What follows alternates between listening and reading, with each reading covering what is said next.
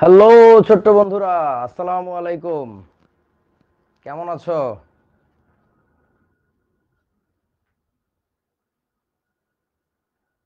আমি আলহামদুলিল্লাহ ভালো আছি। সো আজকে তোমাদের গুণগত রসায়নের প্রথম ক্লাস। হ্যাঁ,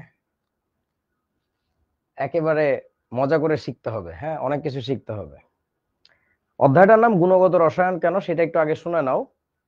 ধরো, তুমি লোহাকে গরম করতেছো আর একই তাপমাত্রায় নিকেলকে গরম করতেছো। তো দুইটার কি রেসপন্স একই দেখা যাবে? অর্থাৎ দুইটাই কি একই তাপমাত্রায় একই রকম রং দেখা যাবে? আনসার হচ্ছে না।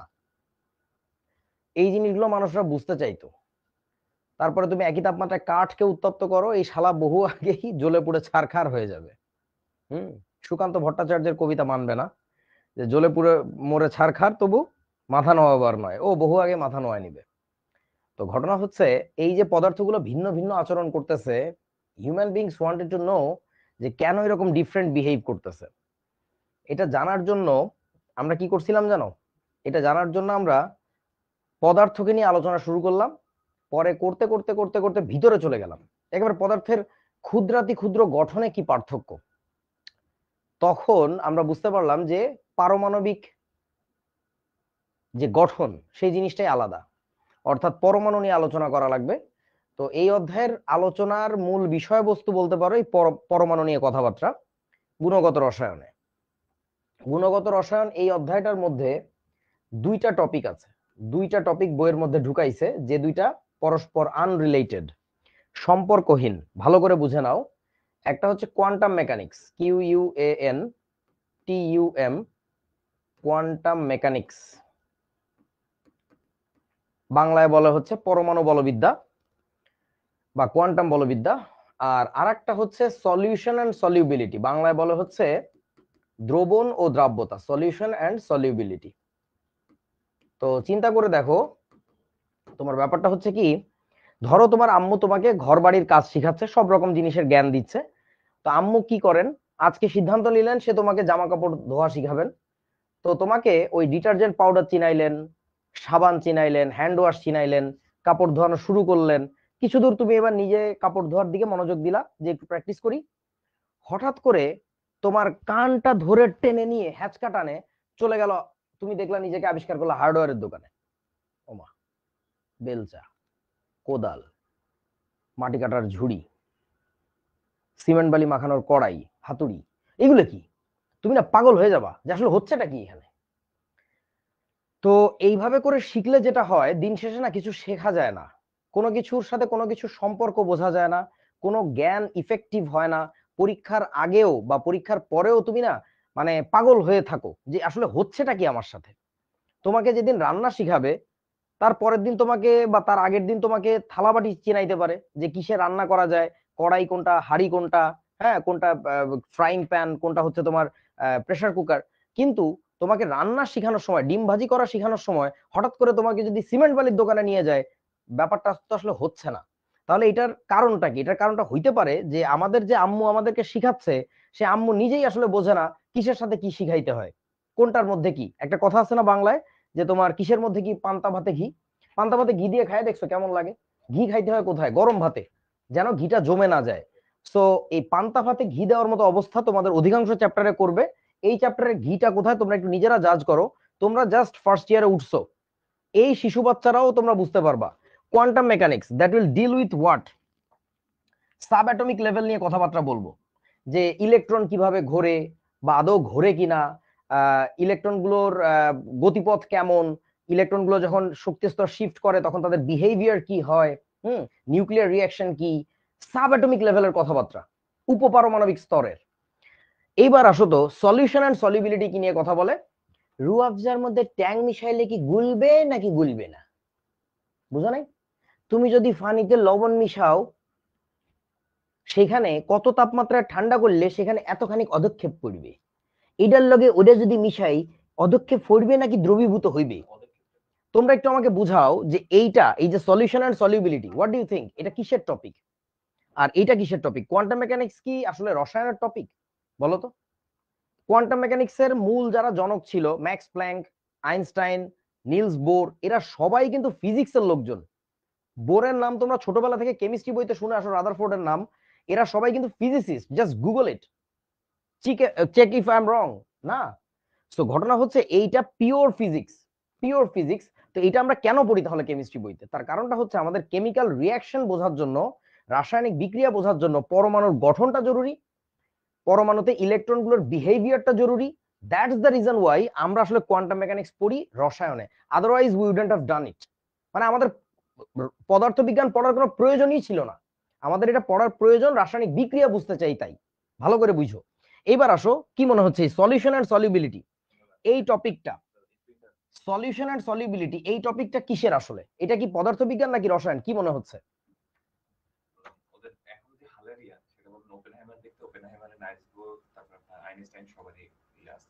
রায়হান একটা ভালো বুদ্ধি দিল তোমাদেরকে, একটা মুভি দেখতে, ওপেনহাইমার, যেটা বেশ কিছুদিন কয়েকদিন আগে রিলিজ হয়েছে। ওই মুভিটা দেখলে তোমরা আপনারা ক্লিয়ার হবা নিলস বোর, রাদারফোর্ড এরা আসলে কি ছিল। আচ্ছা, এই যে সলিউশন এন্ড সলিউবিলিটি, কে কার সাথে মিশবে মিশবে না, কোথায় অধক্ষেপ পড়বে পড়বে না, কতখানি অধক্ষেপ পড়বে, পুরো জিনিসটা না বিশুদ্ধ রসায়নের একটা অংশ বলতে পারো। তাহলে এই পদার্থবিজ্ঞানের সাথে রসায়নের তালগোল পাকানো, পদার্থবিজ্ঞানের সাথে রসায়নের বেশ কিছু টপিক আছে যেখানে মিল আছে, কিন্তু এইখানে তো কোনো মিলই খুঁজে পাবো না তুমি। বাট তারপরে এক চ্যাপ্টারের মধ্যে ঢুকাই দিছে। That's why what you have to do is you have to be patient. বাংলায় বলে হচ্ছে ধৈর্যশীল হওয়া। ধৈর্যশীলদেরকে আল্লাহ পছন্দ করেন। আমি তোমাদের as a guide, let me show you the proper way. তোমাদের যেটা করা উচিত, এই অধ্যায় থেকে সবচেয়ে বড় যে অংশটা কোয়ান্টাম মেকানিক্স, এটা ঠিকঠাক মতো পড়ে যাওয়া উচিত। সলিউশন এন্ড সলিউবিলিটি থেকেও প্রশ্ন আসে, অত বেশি প্রশ্ন না, বেশি ইম্পর্টেন্ট এইখানে। এখান থেকে রিটেন বা এমসিকিউ প্রচুর প্রশ্ন করা যায়। তোমরা এই গুণগত রসায়ন পড়বা মানে হচ্ছে মন দিয়ে এটা পড়বা, এটাকে রেখে দিবা। এটাকে কবে পড়বা জানো? রাসায়নিক পরিবর্তন বলে একটা চ্যাপ্টার আছে, চ্যাপ্টার নাম্বার 4। এই রাসায়নিক পরিবর্তনটা যখন পড়বা, তারপরে পড়বা হচ্ছে সলিউশন এন্ড সলিউবিলিটি। বা তোমার কলেজের স্যারকেও তুমি সাজেস্ট করতে পারো ভদ্র ভাষায় যে স্যার লেটস ডু ইট, ফেলুদার কথাটা একটু শুনে দেখেন, বা আমরা একটু করে দেখি কি হয়। যেটা হবে, যে ছেলেগুলা বা যে মেয়েগুলা তোমার ফ্রেন্ডরা সলিউশন এন্ড সলিউবিলিটি এর সাথে পড়বে, ওরা যতটা ভালো বুঝবে, ট্রাস্ট মি, তুমি একটু ধৈর্য ধরে কয়েকদিন পরে শেখো, তুমি আরো 1000 গুণ ভালো শিখবা। আমার কথা বিশ্বাস না হলে 24 ব্যাচের ভাইয়া আপুদেরকে জিজ্ঞাসা করো যারা আমাদের কাছে পড়েছে, তারা নিজেরা এটার সত্যতা সম্পর্কে মানে একমত হবে যে হ্যাঁ কথাটা সত্যি ছিল। ঠিক আছে, সো ওকে, তাহলে এখন আমরা মনোযোগ দিয়ে মূলত শিখবো হচ্ছে কোয়ান্টাম মেকানিক্স পার্টটা, অর্থাৎ সাব অ্যাটমিক লেভেল সম্পর্কে আলোচনা করব, পরমাণু মডেল নিয়ে কথাবার্তা বলবো, নিউক্লিয়ার রিঅ্যাকশন নিয়ে কথাবার্তা বলবো। ঠিক আছে, শ্রোডিঙ্গার হাইজেনবার্গ এসব ইকুয়েশন নিয়ে কথা বলবো আর কি। সো চলো মূল পড়াশোনা ঢোকা যাক। আর আজকে তোমাদের প্রথম ক্লাস, সো ক্লাসের শুরুতেই বলে নিলাম যে যদিও অধ্যায়ের নাম গুণগত রসায়ন, এখানে শুধু এইটাই আলোচনা করার কথা ছিল, হঠাৎ করে এটা ঢুকাই দিছে, এটা উচিত হয় নাই। ওকে, ঠিক আছে, এখন আমরা তাহলে প্রথম পত্রের দ্বিতীয় অধ্যায়ের প্রথম ক্লাসে আছি আর কি। চলো, সেটা হচ্ছে কি কি দেখতে হবে আজকে, দেখো তো। তড়িৎ চুম্বকীয় তরঙ্গ এই জিনিসটা কি, এটা শিখতে হবে। সো এটাকে ইংরেজিতে বলা হচ্ছে ইলেকট্রোম্যাগনেটিক ওয়েভ। ইলেকট্রোম্যাগনেটিক একটা শব্দ, ম্যাগনেটিক ওয়েভ, তড়িৎ চুম্বকীয় তরঙ্গ। তারপরে তড়িৎ চুম্বকীয় বিকিরণের বৈশিষ্ট্য, যে রেডিয়েশনটার ক্যারেক্টারিস্টিক্স কি, আর হচ্ছে সেই সাথে শিখতে হবে প্ল্যাঙ্কের সূত্র। ঠিক আছে, ম্যাক্স প্ল্যাঙ্কের নাম থেকে প্ল্যাঙ্কের সূত্র আসছে আর কি। চলো, প্রথম প্রশ্ন তোমাদের কাছে যে আলো কি আসলে, what is actually light, what is light, বলো তো আমাকে একটু, আলো কি? আচ্ছা, কেউ কেউ বলতেছো ফোটন, এনার্জি, ওয়েভ, তরঙ্গ, শক্তি। ওকে, হ্যাঁ, সবগুলো কথাই মোটামুটি একই রকম। তো এই আলো কি, এই প্রশ্নের উত্তর আসলে মানুষ কয়েক শত বছর খুঁজছে, যে what is actually light, is that a wave or is that a particle. তারপরে এই ভদ্রলোক, যার নাম হচ্ছে জেমস ক্লার্ক ম্যাক্সওয়েল, হ্যাঁ স্যার তার উপাধি, এই জন্য বলি না আর কি। এই ভদ্রলোক 1864 সালে ইলেকট্রোম্যাগনেটিক ওয়েভ থিওরি, বাংলায় আমরা বলি তড়িৎ চুম্বকীয় তরঙ্গ তত্ত্ব, এই সম্পর্কে একটা ধারণা দেন যে what is actually electromagnetic wave theory. সেটা হচ্ছে, খেয়াল করো, তোমরা কি বুঝতে পারতেছো, হলুদ রঙের যে তরঙ্গটা, হলুদ রঙের যে তরঙ্গটা, সেটার স্পন্দনের তল, সে যে বরাবর কাঁপতেছে, সেটা যদি এরকম হয়, উলম্ব তল হয়, তাহলে তার সাথে সমকোণে হচ্ছে কি জানো, চৌম্বক, চৌম্বক ক্ষেত্র। এই যে চুম্বক ক্ষেত্র লেখা আছে, এটা অ্যাকচুয়ালি চৌম্বক ক্ষেত্র হবে। তড়িৎ ক্ষেত্র যদি এইভাবে তোমার অসিলেট করে, ভাইব্রেট করে, মানে ভার্টিক্যাল প্লেনে, বাংলায় কি বলে জানি না, এই কি বলে, ও উলম্ব তল, তাহলে আনুভূমিক তলে এইরকম সাপের মতো করে আসতেছে তোমার দিকে হচ্ছে চৌম্বক ক্ষেত্র। তাহলে দুইটা ক্ষেত্র স্পেসিফিক্যালি, আমি একটু পরের স্লাইডে লিখি। আচ্ছা এখানেই দেখাই, সেটা হচ্ছে এক্স অক্ষ বরাবর একটা, ওয়াই অক্ষ বরাবর একটা। এক্স অক্ষ বরাবর যদি তোমার থেকে থাকে তড়িৎ ক্ষেত্র, সেটাকে আমরা ই দিয়ে প্রকাশ করবো, এটা একটা ভেক্টর রাশি, ফিজিক্সে পড়বা তোমরা। আর ওয়াই অক্ষ বরাবর ধরো আছে হচ্ছে তোমার কি, চৌম্বক ক্ষেত্র, যেটাকে বি দিয়ে প্রকাশ করে। ফিজিক্সের লোকজনরা জানে, কেন এরকম করে আমি জানি না। সো দুইটা ক্ষেত্র যদি পরস্পর সমকোণে কাজ করে, যদিও এইভাবে দেখাইছে জিনিসটা আসলে এরকম না, জিনিসটা এরকম, ঠিক আছে, একই অক্ষ বরাবর। এই যে সেন্ট্রাল যে অক্ষটা দুইজনের একই, তাহলে এদের দুইজনের সমকোণে আর একটা নতুন ধরনের তরঙ্গ সৃষ্টি হইতে দেখা যায়, যে তরঙ্গটাকে আমরা বলবো হচ্ছে তড়িৎ চৌম্বকীয় তরঙ্গ। কারণ ওই তরঙ্গটা একই সাথে তড়িৎ ক্ষেত্র এবং চৌম্বক ক্ষেত্রের ইন্টারফেয়ারেন্সের কারণে তৈরি হয়েছে। ইন্টারফেয়ারেন্সের বাংলা কি? উপরিপাতন। একটা তরঙ্গ যখন আরেকটা তরঙ্গের উপর উঠে যায়, ওটাকে আমরা বলি হচ্ছে উপরিপাতন। ঠিক আছে, এগুলো তোমরা ফিজিক্স আরো অনেক ভালো করে জানবা আর কি। আচ্ছা ওকে, এখন চলো। সো আলো আসলে এক ধরনের তড়িৎ চৌম্বকীয় বিকিরণ বা ইলেকট্রোম্যাগনেটিক রেডিয়েশন। এই কথাটা, এই মতামতটা প্রকাশ করেন হচ্ছে জেমস ক্লার্ক ম্যাক্সওয়েল। আচ্ছা হ্যাঁ, ঘূর্ণিঝড় পড়বা, ঘূর্ণিঝড় পড়বা, পড়ে নাও নিজেরা। খুব ভালো একটা প্রশ্ন করছে জারিফ, এই ওয়েভ কি আস্তে আস্তে স্লো হয়ে যায়, অর্থাৎ তীব্রতা কি কমে যায়? আনসার হচ্ছে অন্যান্য যে কোনো তরঙ্গের চেয়ে এই তরঙ্গের তীব্রতা খুব ধীরে হ্রাস পায়, প্রচন্ড ধীরে হ্রাস পায়। ধরো সাউন্ড ওয়েভ এখান থেকে ওইটুকু যাবে, তোমার যত দূরত্ব বাড়বে তত কি হবে, তার তীব্রতা হ্রাস পাবে। সো অন্যান্য তরঙ্গের তীব্রতা যেভাবে হ্রাস পায়, এই তরঙ্গের তীব্রতা তার চেয়ে অনেক ধীরে হ্রাস পায় আর কি। ঠিক আছে, আর এটা প্রবাহিত হয় কার দ্বারা? ফোটন কণার আন্দোলনের দ্বারা। অর্থাৎ তুমি জানো শব্দ তরঙ্গ কিভাবে প্রবাহিত হয়? বায়ু বা যে কোনো মাধ্যমের কম্পনের দ্বারা। আর এই তড়িৎ চৌম্বকীয় তরঙ্গ প্রবাহিত হয় হচ্ছে ফোটন কণিকার আন্দোলনের দ্বারা। অর্থাৎ তুমি যে দেখতে পাচ্ছ যে এখানে তোমার আপ ডাউন করে উপরে উঠতেছে আবার নিচে নামতেছে, এই যে যে কণাগুলো, এগুলো কিচ্ছু না, এগুলো হচ্ছে ফোটন। ফোটন ভাইব্রেট করতেছে। আমার কথা কি বুঝিয়াছো? ফোটন ভাইব্রেট করতেছে। আচ্ছা, তো চলো আমরা পরের স্লাইডে যাই, দেখি কি আছে তড়িৎ চৌম্বকীয় বিকিরণের বৈশিষ্ট্য। এই যে তড়িৎচুম্বকীয় বিকিরণ মাধ্যম ছাড়া এবং যে কোনো মাধ্যমে সঞ্চালিত হতে পারে, এটা খুব গুরুত্বপূর্ণ একটা কথা। তড়িৎচুম্বকীয় বিকিরণ নিয়ে আমরা অনেকেই মনে করি যে এটা মনে হয় মাধ্যম ছাড়া প্রবাহিত হয়। যেমন ধরো এটা যে মাধ্যম ছাড়া প্রবাহিত হতে পারে, সেটার একটা প্রমাণ কি জানো? সূর্য থেকে সূর্যালোক পৃথিবীতে যে আসে, তখন সূর্যের পরে পৃথিবীতে পৌঁছার আগ পর্যন্ত ওইখানে কি কোনো মাধ্যম আছে, বায়ুমণ্ডল আছে নাকি নাই বলো তো? নাই। সো ওইখানেও কিন্তু লাইট ট্রাভেল করে। তারপর আবার ওজোন স্তর পার হয়ে স্ট্রাটোস্ফিয়ার অমুক তমুক পার হয়ে যখন বায়ুমণ্ডলে প্রবেশ করতেছে, তখনও কিন্তু লাইট প্রবাহিত হইতে পারতেছে। তারপরে পানির মধ্যে ঢুকতেছে, ওইটাও কিন্তু মাধ্যম। সো সে মাধ্যম না থাকলেও প্রবাহিত হতে পারে, মাধ্যমের ভিতরেও প্রবাহিত হতে পারে। তবে মাধ্যম ভেদে তার গতির কিন্তু পরিবর্তন হয়, অর্থাৎ বেগের পরিবর্তন হয়। তারপরে কি বলতেছে, তড়িৎচুম্বকীয় বিকিরণ শূন্য মাধ্যমে আলোর বেগে চলে। এই যে দেখছো, আলোর বেগে চলবে কখন? আলোর বেগ কত বলেন তো? আপনারা তো জানেন 3 ইন্টু কত, 10⁸ মিটার্স পার সেকেন্ড। সো এই বেগে চলবে একমাত্র তোমার শূন্য মাধ্যমে। যদি শূন্য মাধ্যম না হয়ে থাকে, বায়ু মাধ্যম বা অন্য যে কোনো মাধ্যম, ডেফিনেটলি ওটার স্পিড চেঞ্জ হবে, ভেলোসিটি চেঞ্জ হবে। বাট আমরা ওটা কনসিডার করি না, আমরা নর্মালি সবকিছু ধরে নেই যে শূন্য মাধ্যমে চলতেছে, সিম্পলিফাই করার জন্য আর কিছু না। তারপরে কি বলতেছে, তড়িৎচুম্বকীয় বিকিরণের 3টি বৈশিষ্ট্য সূচক তরঙ্গ রাশি আছে। মানে ওই তড়িৎচুম্বকীয় তরঙ্গকে ডিফাইন করার জন্য স্পেশাল 3টা ক্যারেক্টার লাগে। যে 3টা ক্যারেক্টার কি? তরঙ্গ দৈর্ঘ্য, কম্পাঙ্ক, তরঙ্গ সংখ্যা। সো এই দুইটার সাথে তোমরা ছোটবেলা থেকেই পরিচিত, তাই না? তরঙ্গ দৈর্ঘ্য কি জিনিস, কম্পাঙ্ক কি জিনিস, এই দুইটা তোমরা ছোটবেলা থেকেই জানো। শুধুমাত্র নতুন একটা জিনিস হচ্ছে তরঙ্গ সংখ্যা, এই বস্তুটা তরঙ্গ সংখ্যা। তো চলো আমরা একটু আলোচনা করি ভাই, তরঙ্গ দৈর্ঘ্য কি? তরঙ্গ একটি পূর্ণ স্পন্দন সম্পন্ন করতে যে দূরত্ব অতিক্রম করে। পূর্ণ স্পন্দন মানে কি? যে দশায় ছিলে সেই দশায় আবার ফেরত আসবা।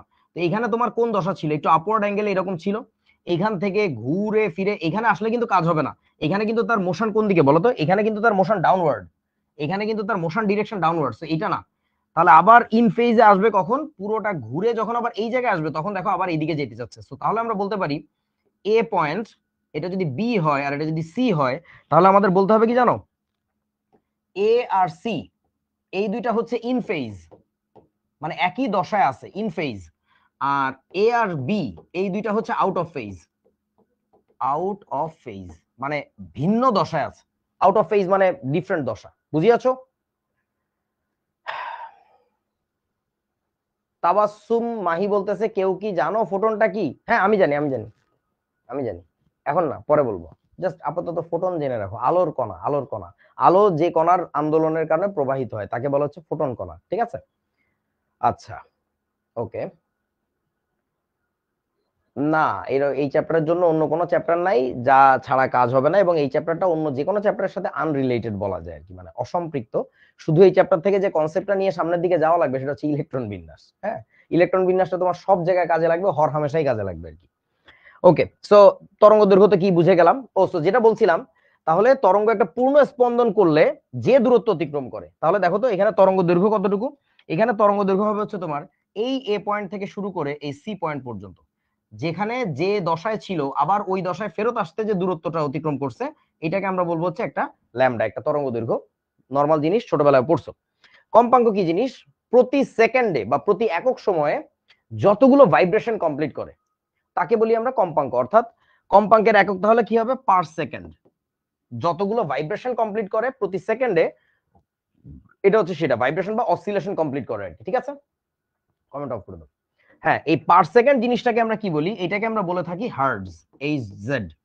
আর এটারই আর একটা নাম আছে, এটাকে অনেক সময় বলি আমরা cycles per second. Cycles per second, এটাকে সংক্ষেপে বলা হচ্ছে সিপিএস। সো কখনো যদি তোমাকে বলে 50 হার্টজ কম্পাঙ্ক, এটা না বলে আবার বলতে পারে 50 সিপিএস, এরকম বলে আর কি। 50 সিপিএস, এটার মানে হচ্ছে 50 হার্টজ। বুঝিয়াছো? যত হার্টজ তত সিপিএস। সিপিএস মানে সাইকেলস পার সেকেন্ড, অর্থাৎ প্রতি সেকেন্ডে কতগুলো চক্র সম্পন্ন করতেছে, ঠিক আছে? ওকে, এইবার আসো তরঙ্গ সংখ্যা, সবচেয়ে ইম্পর্টেন্ট টপিক যেটা এই অধ্যায়ের জন্য, এবং এটা তোমাদের নতুন শেখা টপিক হবে, যেহেতু 9-10 ছিল না, দ্যাটস ওয়াই আমাদের একটু ভালো করে দেখতে হবে। সেটা হচ্ছে দেখো, একক সময়ে পার সেকেন্ডে যে পরিমাণ কম্পন সম্পন্ন করে সেটাকে আমরা বলি হচ্ছে কম্পাঙ্ক। আর একক দৈর্ঘ্যের মধ্যে, 1 সেন্টিমিটার দৈর্ঘ্য বা 1 মিটার দৈর্ঘ্যের মধ্যে যতগুলো কমপ্লিট ওয়েভ আছে এটাকে আমরা বলবো তরঙ্গ সংখ্যা। এটাকে কি দিয়ে প্রকাশ করে? এটাকে হচ্ছে নিউ বার দিয়ে প্রকাশ করে। ভালো করে খেয়াল করো, কম্পাঙ্ককে তোমরা 19 শিখছো এফ দিয়ে প্রকাশ করতে, এফ দিয়েও করা যায় বা নিউ দিয়েও করা যায়। What is new? নিউ লিখতে এরকম আর কি, এইটাকে বলে নিউ, নয়রশ্মি রস্যু, নিউ উচ্চারণটা হচ্ছে নিউ, মিউ না কিন্তু। মিউ হচ্ছে এটা, এই যে ইউ এর মতো দেখতে যেটা, এটা হচ্ছে মিউ, বিলাই, মিউ। আর এটা হচ্ছে তোমার নিউ। ওকে, সো নিউ মানে হচ্ছে কম্পাঙ্ক। এফ দিয়েও প্রকাশ করতে পারো তুমি চাইলে, তবে কোয়ান্টাম মেকানিক্স পড়ার সময় নিউ দিয়ে প্রকাশ করলে ভালো হয়, that is better. Okay, so new হচ্ছে কম্পাঙ্ক, আর নিউ এর মাথার উপরে একটা দাগ দেওয়া, এটাকে বলে নিউ বার। নিউ বারটা হচ্ছে তরঙ্গ সংখ্যা। তরঙ্গ সংখ্যাকে আমরা অনেক সময় কি দিয়ে প্রকাশ করবো জানো? নিউ বার যেটা, এটাকে আমরা যদি কি রে ভাই, কাজ হয় না কেন? আমরা যদি একটা কাজ করি, সেটা হলো তোমার নিউ বার, এটা হচ্ছে এ বার দিয়ে লিখলে ভালো হবে। নিউ বারকে এ বার দিয়ে লিখলে ভালো হবে, কারণ প্রায় তোমরা এই নিউ বারকে নিউ এর সাথে পেঁচায় ফেলাবা। নিউ মানে কম্পাঙ্ক, একটা ডিফারেন্ট জিনিস, আর নিউ বার কিন্তু আরেকটা জিনিস, ঠিক আছে? নিউ বার মানে এটাকে আমরা এ বার দিয়ে প্রকাশ করব। ওকে, আচ্ছা, এবার একটু কমেন্ট অন করো তোমরা। আচ্ছা, পরের স্লাইডে যাই, তারপরে করো আর কি। ওকে, এবার আসো তরঙ্গ বলবিদ্যা নিয়ে কিছু কনসেপ্ট আমরা একটু শিখে নেই, কোয়ান্টাম মেকানিক্স নিয়ে আর কি। স্যার প্রথমে বোর, রাদারফোর্ড এগুলা শুরু করলেন না? না, করলাম না, কারণ আমি ইউজুয়াল স্যার মাস্টারের মতো না, আমি আর একটু গভীরে যাওয়া মানুষ। সো আগে বোঝো ইলেকট্রোম্যাগনেটিক ওয়েভ কি, এটা না বুঝলে অনেক কিছু বুঝবা না আর কি, ঠিক আছে?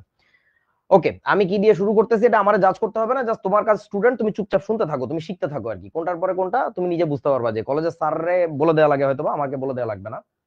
আচ্ছা, এখন দেখো, সেটা হচ্ছে ওয়েভ মেকানিক্স নিয়ে কিছু কনসেপ্ট শিখবো আমরা, যে ওয়েভ মেকানিক্স কেমনে চিন্তা করে, বা তরঙ্গ বলবিদ্যা কেমনে চিন্তা করে আর কি। এখানে একটা তরঙ্গ আছে দেখতে পাচ্ছ, ধরো এটা আমি ছিলাম, এটা আমি, এটা হলাম গিয়ে আমি, এটা আমি চেঁচাইতেছি যে পড়ালেখা করস না কেন, পাশ দিয়ে দেখতে আমার এরকম লাগে না? তো এটা আমার কথার শব্দ তরঙ্গ, ঠিক আছে? এখন শব্দ তরঙ্গ তো সামনের দিকে ছড়াচ্ছে, তো আমরা এইটাকে বলবো হচ্ছে তরঙ্গ সঞ্চালনের অভিমুখ। এই যে তরঙ্গ সঞ্চালনের অভিমুখ, যে তরঙ্গ কোন দিকে যাচ্ছে, ওদিকে যাচ্ছে। আর তরঙ্গস্থিত যে কণাগুলো, সেই কণাগুলোর আন্দোলনের ডিরেকশন কিন্তু তার সাথে সমকোণে। খেয়াল করো, এই কণাগুলো কোথায় ছিল? কণাগুলো ছিল কিন্তু এই লাইনের উপরে, কণাগুলো ছিল কিন্তু এই লাইনের উপরে। তারা কেউ উপরে কাঁপতেছে, তারা কেউ নিচে কাঁপতেছে, এখান থেকে কেউ উপরে যাচ্ছে, এ আরো উপরে গেল, এ একটু অল্প উপরে গেল, এখান থেকে আবার সে নিচে আসছে, আরো নিচে আসছে, এখান থেকে আবার উপরে উপরে। ব্যাপারটা হচ্ছে এরকম। তাহলে তরঙ্গ সঞ্চালনের অভিমুখ কোনটা? তরঙ্গ ছড়াচ্ছে ওদিকে, এই জন্য বলে এটা তরঙ্গ সঞ্চালনের অভিমুখ। আর এই ওয়াই অক্ষে বসাইছি হচ্ছে কম্পনের অভিমুখ, কণাগুলোর কম্পনের অভিমুখ, ঠিক আছে। আচ্ছা এখন হ্যাঁ, এটা সাইন এক্স এর গ্রাফ, মানে কি বলে সাইন থিটার গ্রাফ কার্ভ। তরঙ্গটাও এইভাবেই ছড়ায়, এই জন্য আমরা এইভাবে লিখছি আর কি, আঁকছি আর কি। এখন বলো তো আমাকে একটু, এখানে তো আমি একা কথা বলতেছি, এটা আমার কথা শব্দ তরঙ্গ, তাহলে চিরায়ত পদার্থবিজ্ঞান মানে যেটাকে ইংরেজিতে বলে ক্লাসিক্যাল ফিজিক্স, এটাকে বলে ক্লাসিক্যাল ফিজিক্স, মানে সারা জীবন তুমি যে ফিজিক্স পড়ছো সেই ফিজিক্সের মত অনুযায়ী এখানে কয়টা তরঙ্গ আছে জানো? এই পুরোটা মিলে একটা তরঙ্গ, একটি তরঙ্গ। ক্লাসিক্যাল ফিজিক্স বলে এটা একটা তরঙ্গ প্রবাহিত হচ্ছে, সঞ্চালিত হচ্ছে। কিন্তু এবার এই তরঙ্গটা যদি দেখে আমাদের আধুনিক পদার্থবিজ্ঞান বা কোয়ান্টাম ফিজিক্স, তারা বলবে যে এখানে কয়টা তরঙ্গ আছে জানো? তারা বলবে এইখান থেকে এইটুকু গেলে কি আপনার একটা ল্যামডা পার হন, তাহলে এইটুকু হচ্ছে পূর্ণ একটা স্পন্দন বা একটা তরঙ্গ। এইখান থেকে শুরু করে আপনি আবার যখন এইখানে আসবেন তখন আরেকটা তরঙ্গ শেষ হবে, এইখান থেকে শুরু করে যখন এখানে আসবেন তখন আরেকটা তরঙ্গ শেষ হবে, একটা, দুইটা, তিনটা, চারটা, এই যে আরেকটার অর্ধেক। অর্থাৎ কোয়ান্টাম ফিজিক্সে সবকিছুকে না খণ্ডায়িত করে চিন্তা করে, খণ্ডায়িত, টুকরা টুকরা, এভরিথিং ইজ কোয়ান্টাইজড। এই কথাটা প্রায় ফিজিক্সে শুনবা তোমরা, যে সবকিছু টুকরা টুকরা। তাহলে কোয়ান্টাম ফিজিক্স বলে, অ্যাকর্ডিং টু কোয়ান্টাম ফিজিক্স, এখানে হচ্ছে 4.5টি তরঙ্গ আছে বা স্পন্দন আছে, 4.5টি তরঙ্গ বা স্পন্দন। বুঝিয়াছো? আবারও বলছি, যদি ক্লাসিক্যাল ফিজিক্স হয় তাহলে আমাদের এখানে বলতে হবে একটাই তরঙ্গ আছে ভাই, এখান থেকে উৎপত্তি লাভ করছে, ওদিকে ছড়াচ্ছে। আর এখানে যদি কোয়ান্টাম ফিজিক্স হয় বলতে হবে এখানে এইটুকু একটা তরঙ্গ, এটা আরেকটা তরঙ্গ, এটা আরেকটা তরঙ্গ, এরকম 4.5টা তরঙ্গ আছে এখানে। আচ্ছা এবার আসো আমরা তরঙ্গ সংখ্যা বা স্পন্দন সংখ্যা কি এটা একটু ফিজিক্যালি বোঝার চেষ্টা করি ছবিতে।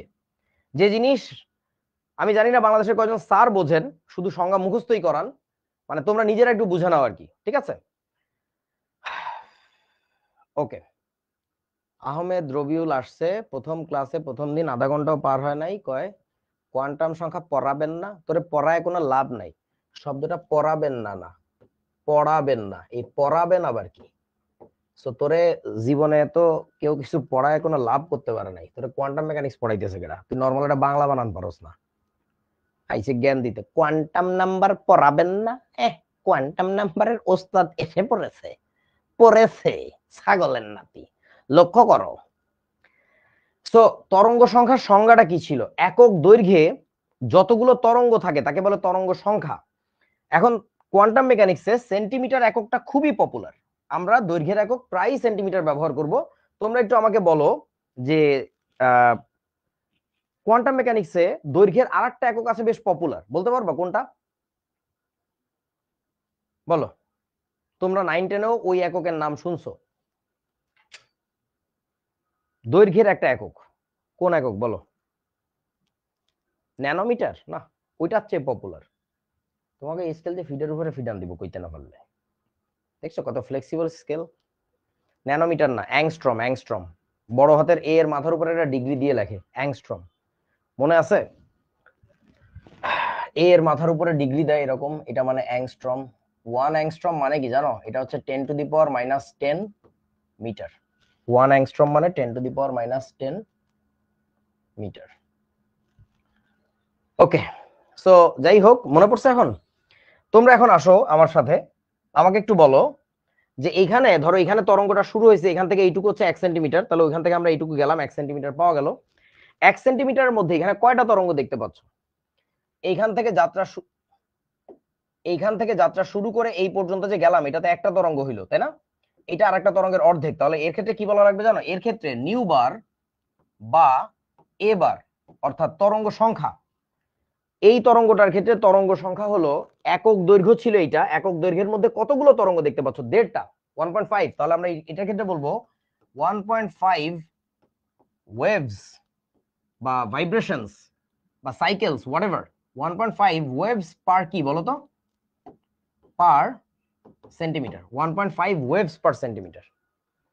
তারপরে এর ক্ষেত্রে তাহলে কি বলা লাগবে আমাদের? এখানে দেখো, এইখান থেকে শুরু করে এই পর্যন্ত একটা তরঙ্গ, এখান থেকে শুরু করে এই পর্যন্ত আরেকটা তরঙ্গ দুইটা, এখান থেকে শুরু করে এই পর্যন্ত তিনটা তরঙ্গ, এখান থেকে শুরু করে এই পর্যন্ত চারটা তরঙ্গ, আর এই দেখো আরেকটা তরঙ্গের অর্ধেক, 4.5টা তরঙ্গ আছে। তাহলে এর ক্ষেত্রে নিউ বারের ভ্যালু বা এ বারের ভ্যালু কত আসবে এটা বলো তো? 4.5 waves per centimetre, 4.5 waves per centimetre. বুঝিয়াছো? এখন এই যে ওয়েভস পার সেন্টিমিটারটা আমরা শিখলাম, সেই জিনিসটাকে লেখে না, এই ওয়েভস কথাটাকে কেটে দেয়, ওয়েভস কথাটাকে কেটে দেয়, কেটে দিয়ে জাস্ট কি বলবো জানো, এটাকে আমরা বলবো হচ্ছে 4.5 পার সেন্টিমিটার, এটাকে আমরা বলবো 1.5 পার সেন্টিমিটার। কথা হচ্ছে এখানে ওয়েভস কথাটাকে কেন বলে না, because we are studying wave mechanics. এখানে আমার বারবার আলাদা করে ওয়েভ কথাটা উচ্চারণ করার দরকার নাই, বুঝতে পারছো? যেমন ধরো আমি একজন টিচার, আমি পড়াই ভাই। সো আমি আমার ম্যানেজারকে একদিন ফোন দিয়ে জিজ্ঞাসা করলাম, এই কত, কত। তো ম্যানেজার আমাকে বলল যে ভাই, ম্যানেজার আমাকে বলল ভাই এরকম ধরো 3টা করে গরু এক একটা বেঞ্চে বসছে, ক্লাসে এসে বসে আছে আমার জন্য। তো ম্যানেজার আমাকে কি বলবে জানো, 3 গরুজ পার বেঞ্চ। জি, 3 গরুজ পার বেঞ্চ, মানে আপনি যদি একটা একটা করে বেঞ্চ আগায় যান, আপনি দেখবেন প্রতিটা বেঞ্চে 3টা করে গরু আছে। সো এটা না বলে আমার ম্যানেজার কি বলবে জানো, 3 পার বেঞ্চ। এখানে আমরা বুঝে নিব যে সিন্স উই আর টিচার্স, আমরা স্টুডেন্টের সংখ্যা নিয়ে কথা বলি। সো আমরা আসলে বলার দরকার নেই, আমরা আসলে আলোচনা করার দরকার নাই যে 3 গরুজ পার বেঞ্চ। আমরা জাস্ট যদি বলি 3 পার বেঞ্চ, আমরা বুঝে নিব 3 গরুজ পার বেঞ্চ বা 3 ছাগলস পার বেঞ্চ। বুঝছো? এই আর কি। একইভাবে এখানে যেহেতু ওয়েব মেকানিক্স নিয়ে আলোচনা হচ্ছে, বারবার তোমার এই ওয়েবস কথাটা উচ্চারণ করার দরকার নেই, এখানে সরাসরি বলবা 1.5 পার সেন্টিমিটার। আমরা বুঝে নিব জাস্ট যেখানে আছি সেখান থেকে যদি 1.5 সরি 1 সেন্টিমিটার আগায় যাই, তাহলে এখানে 1.5টা ওয়েভ পাওয়া যাবে। যে ক্ষেত্রে তোমার 1 সেন্টিমিটার আগাইলে 4.5টা তরঙ্গ পাবা, সেক্ষেত্রে তুমি জাস্ট বলবা 4.5 পার সেন্টিমিটার। বুঝিয়াছো? এখন এই জিনিসটা পার সেন্টিমিটারে যেমন থাকতে পারে, পার মিটারেও থাকতে পারে। তোমরা একটু আমাকে বলো যে এটাকে যদি আমি কনভার্ট করি পার মিটারে, তাহলে কি হবে? আমাদের 100 দিয়ে গুণ নাকি ভাগ হবে বলেন তো? 100 দিয়ে কি গুণ হবে নাকি ভাগ হবে? বুঝতেই পারতেছো সেন্টিমিটার আর মিটারের সম্পর্ক হচ্ছে 100 এর। তাহলে গুণ হবে নাকি ভাগ হবে? আনসার হচ্ছে ভাই গুণ হবে। এখানে হচ্ছে এটাকে 100 দিয়ে গুণ করলে কত আসবে জানো? 150 পার মিটার আসবে। 150টা ওয়েভ আছে প্রতি মিটারে। একটু বুঝে দেখো। তুমি দেখো তো ভাই, এক সেন্টিমিটার হচ্ছে এতটুকু, ধরে নাও এতটুকু হচ্ছে 1 সেন্টিমিটার, এইটুকু হচ্ছে 1 সেন্টিমিটার। তো 1 সেন্টিমিটারের মধ্যে যদি তুমি এরকম 1.5টা তরঙ্গ পাও, তাহলে 1 মিটার যদি আগায় চলে যেতা, যেটা হচ্ছে কি 1 মিটারটা কি 1 সেন্টিমিটারের 100 গুণ না? তাহলে 1 মিটারের মধ্যে তুমি তো তরঙ্গের সংখ্যা আরো বেশি পাইতা। আমার কথা কি বুঝিয়াছো অশিক্ষিতরা? আবার কয় ভাগ হবে, বোঝা না রে বাবুরে। প্রতি সেন্টিমিটারে আমি 1 সেন্টিমিটার কনসিডার করলে পাইছি 1.5টা তরঙ্গ। আমি যদি 1 মিটার এইখান থেকে শুরু করে 1 সেন্টিমিটার না যে, এখান থেকে শুরু করে যদি আমি 1 মিটারে যাইতাম, তাহলে আমি তরঙ্গের সংখ্যা কতগুলো পাইতাম? That number was suppose to be 100 times more. বোঝো না?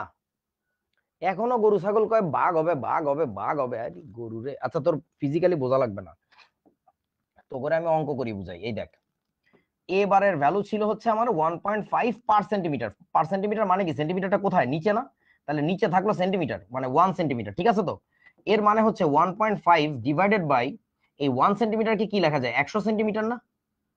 সরি 100 কি বলে জানি, 100 মিটার। নিচে রাখবো হচ্ছে বাই কত, সরি নিচে 100 সেন্টিমিটার হবে কেন, 1 বাই হবে আবার 100 মিটার।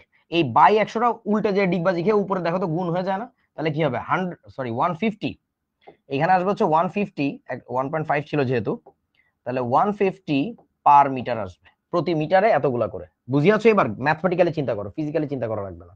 বাট ফিজিক্যালি চিন্তা যারা করতে পারে তারা আরো বেটার ভাবে আর কি, মানে বেটার বোঝে যে 1 সেন্টিমিটারের মধ্যে পাইছে সে 1.5টা, তাহলে এখানে যদি 1 মিটার কনসিডার করতো তাহলে তো 100 গুণ বেশি পাইতো, 100 গুণ পাইতো আর কি। সো এখানে একই অবস্থা, এটাকে 4.5 পার সেন্টিমিটারকে তুমি চাইলে কনভার্ট করতে পারো, 450 আসবে, 450 ওয়েভস পার মিটার, যেটাকে আমরা সংক্ষেপে বলবো 450 per metre. This is nothing but wave number. ঠিক আছে? এখন তোমরা একটু আমাকে বলো, এই যে ছবিটা দেখতে পাচ্ছ, কোন একটা তরঙ্গের ছবি, এই তরঙ্গের ছবিতে কোন কোন রাশি ফিজিক্যালি দেখানো যায়? কোন কোন রাশি ফিজিক্যালি দেখানো যায়? তরঙ্গ দৈর্ঘ্য কি দেখানো যায় যে এইখান থেকে এইটুকু হচ্ছে তরঙ্গ দৈর্ঘ্য, বা ওই রাশি ওই জিনিসটা হচ্ছে তরঙ্গ দৈর্ঘ্য, দেখানো যায়? জি যায়। আচ্ছা, কয়েক গরুতে বলতেছে যায় না। এই অশিক্ষিত, এই যে আমি দেখাইছি না যেখান থেকে তরঙ্গ শুরু হয়েছে এখানে যে শেষ হয়েছে, তাহলে এইটুকু একটা ল্যাম্ডা। আবার এখানেও দেখাইছে যে তরঙ্গ শীর্ষ থেকে পরবর্তী তরঙ্গ শীর্ষ পর্যন্ত আর একটা ল্যাম্ডা, দেখানো যায়। আমাকে বলো কম্পাঙ্ক কি দেখানো যায় নাকি যায় না? সব দেখানো যায়, দেওয়ান বলছে সব দেখানো যায়। এই বেটা তুই কম্পাঙ্ক কেমনে দেখাবি? ছবিতে কম্পাঙ্ক দেখাইছে এরকম ফিজিক্সের কোনো বইতে দেখাইতে পারবি, কেমিস্ট্রির কোথাও দুনিয়া দেখাইতে পারবি যে কম্পাঙ্ক দেখাইছে? কম্পাঙ্ক হিসাব করা হয় প্রতি সেকেন্ডের মধ্যে বা প্রতি একক সময়ের মধ্যে, 1 ঘন্টা বা এরকম কিছু একটা। এই সময় কেমনে দেখায় এখানে? এখানে তো সময় দেখানোর কোনো সিস্টেম নাই, আছে নাকি? মাস্টারের কাছে জিজ্ঞেস করে দেখিস তো। আচ্ছা এখানে বলেন তরঙ্গ সংখ্যা কি দেখানো যাবে? তরঙ্গ সংখ্যা বলো তো, এবার যেটা বা নিউ বার। একজনের নাম হু এম আই 8466। বাবারে বাবা, যাবে নাকি যাবে না? যাবে যাবে যাবে, এবার দেখানো যাবে, এবারকে দেখানো যায়। এই যে আমি দেখাইছি না, দেখো এই যে এইটুকু, এইটুকুতে যতগুলো তরঙ্গ আছে এটা হচ্ছে এবার। এই কোন একটা একক দৈর্ঘ্য একে দিয়ে বলবা যে এখানে গুনে দেখ কতগুলো তরঙ্গ আছে, এটাই হচ্ছে এবার। বুঝিয়াছো? আচ্ছা এরপরে ওদেরকে নামাজের ব্রেক দিতে হবে না? আচ্ছা আমাকে একটু লাস্ট এই প্রশ্নটার উত্তর দিয়ে বাসায় যাও, আই মিন সরি নামাজ পড়ো আর কি। আমি একটু দেখাই তোমাদের সেই প্রশ্নটা কই।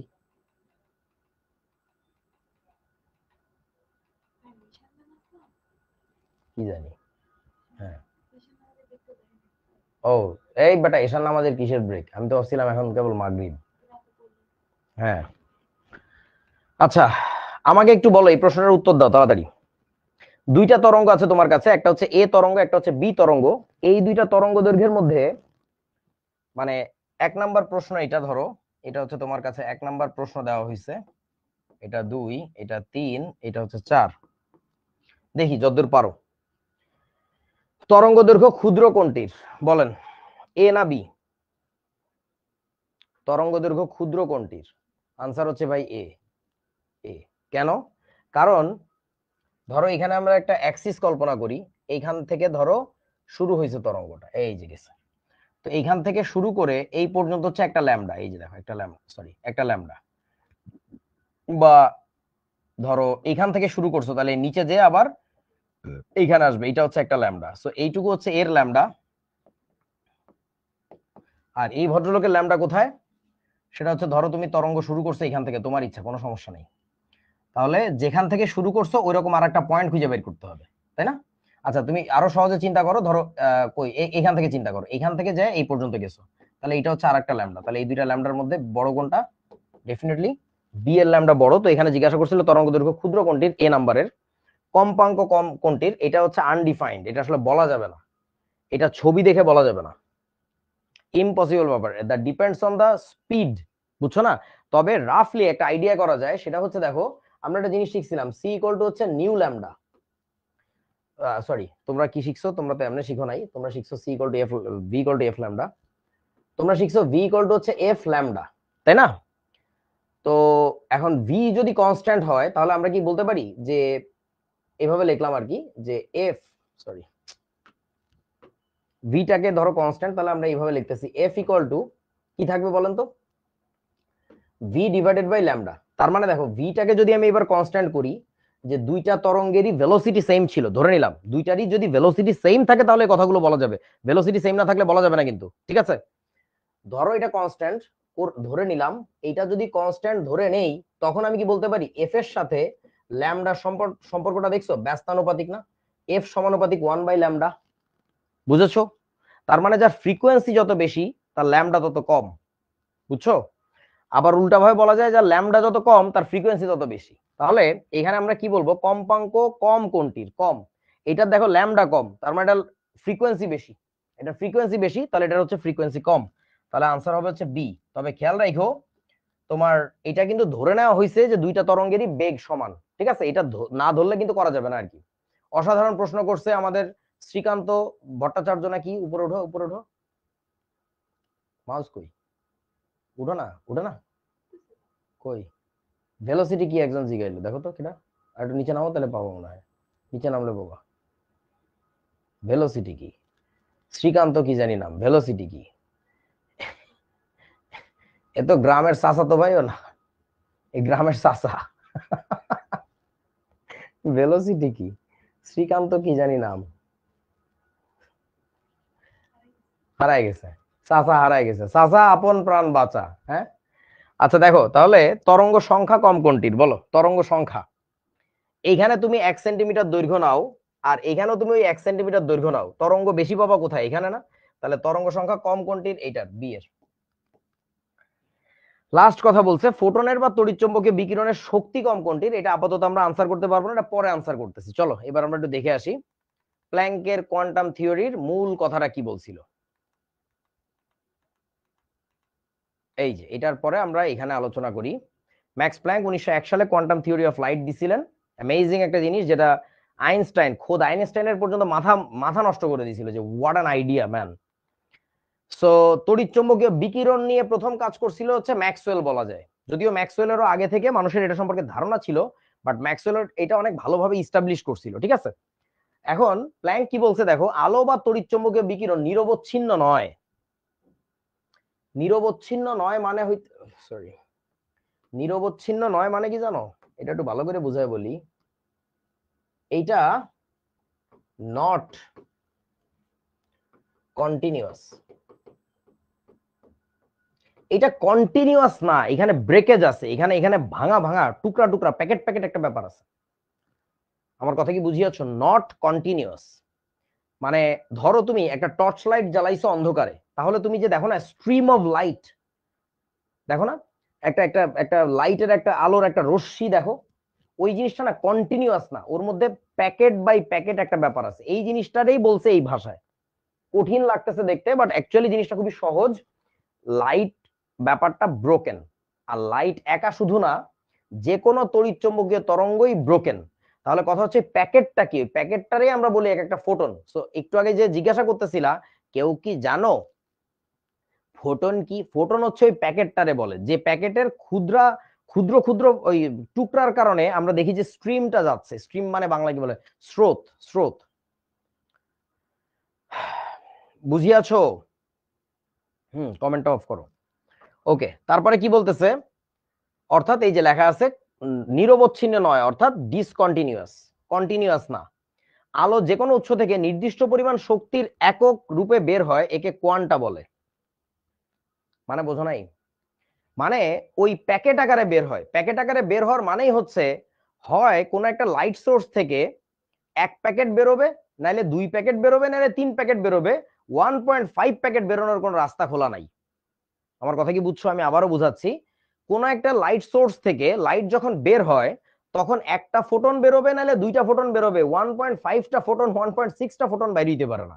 অর্থাৎ একটা নির্দিষ্ট একক আছে, ওই একক আকারে প্রবাহিত হয়। বুঝছিস? কমেন্ট অন করো তো। নাম কেমন ফোটন, আমার কি করার আছে? আমি ওই দিন স্কুলে যাই নাই, ওরা স্কুলে বসে এই সিদ্ধান্ত নিছে। ম্যাক্স প্ল্যাঙ্ক, রাদারফোর্ড, বোর, এরা বুঝে বুঝে এই সিদ্ধান্ত নিছে। আইনুল পরে গেছিল। আইনুল যাকে বলতেছি, সে আমার গ্রামের চাচাতো ভাই ছিল। তাকে তোমরা এখন আইনস্টাইন নামে ডাকো, ওর নাম আইনুল বলে ডাকতাম, এবং ও আমার খালাতো ভাই। কিন্তু দেখো, আইনস্টাইন লিখতেও আ লাগে, আরিফ লিখতেও আ লাগে। আমার নাম থেকে খালা ওর নাম রাখছিল। বুঝছো ব্যাপারটা? আচ্ছা, এখন ঘটনা হচ্ছে, তাহলে লাইটের যে কোনো সোর্স থেকে নির্দিষ্ট পরিমাণ একক আকারে বের হবে। সেই এককটাকে আমরা বলি হচ্ছে এক একটা কোয়ান্টা। ওই কোয়ান্টা কি? ওই ফোটনের শক্তিকে বলে কোয়ান্টা। বুঝছো? ভালো করে লিখে রাখো, ফোটনের যে শক্তি তাকে বলে কোয়ান্টা। একটা ফোটনের যে শক্তি তারে বলে 1 কোয়ান্টা। আমি একটু লিখে রাখি, কথাটা আমাদের অঙ্ক করতে গেলে কাজে লাগবে। একটি ফোটনের শক্তি, একটি ফোটনের শক্তি, এটাকে বলা হচ্ছে 1 কোয়ান্টা। QUANTA। এই আমার স্বাস্থ্যের মুখের মধ্যে চলে গেছে কোয়ান্টা লেখাটা। যাই হোক, ওরই কথা। সো ওর মুখের মধ্যে দিয়ে বেরিয়েছে, সো এটা স্বাভাবিক, ঠিক আছে। আচ্ছা, ফোটনের ভর আছে? লিখন জিজ্ঞেস করছে। না, ফোটনের ভর নাই, ভর বেগ আছে। এগুলো ফিজিক্সে আলোচনা করবে, আমি বলবো না, বহু জটিল কথা। এরপরে বলতেছে 1905 সালে আইনুল, আইনস্টাইন না কিন্তু, আইনুল নামের বানানটা আসলে আইনুল। আইনুল ফটো ইলেকট্রিক ইফেক্টের ব্যাখ্যায় নির্দিষ্ট শক্তিযুক্ত আলোর কোয়ান্টাম বা পরবর্তীতে ফোটন নাম দেন। এই ফোটন নামটা দিছিল হচ্ছে বাবা আইনুল। যার শক্তিকে ডিফাইন করছিল হচ্ছে কে? বাবা প্ল্যাঙ্ক। ভালো করে বুঝো, কোয়ান্টা কি কোনো একক? হ্যাঁ, কোয়ান্টা একটা এনার্জির একক। শক্তির একক হচ্ছে কোয়ান্টা। দুনিয়ার সবচেয়ে ক্ষুদ্রাতি ক্ষুদ্র পরিমাণের যে শক্তি তুমি কল্পনা করতে পারো, সেটা হচ্ছে কোয়ান্টা। বুঝিয়াছো?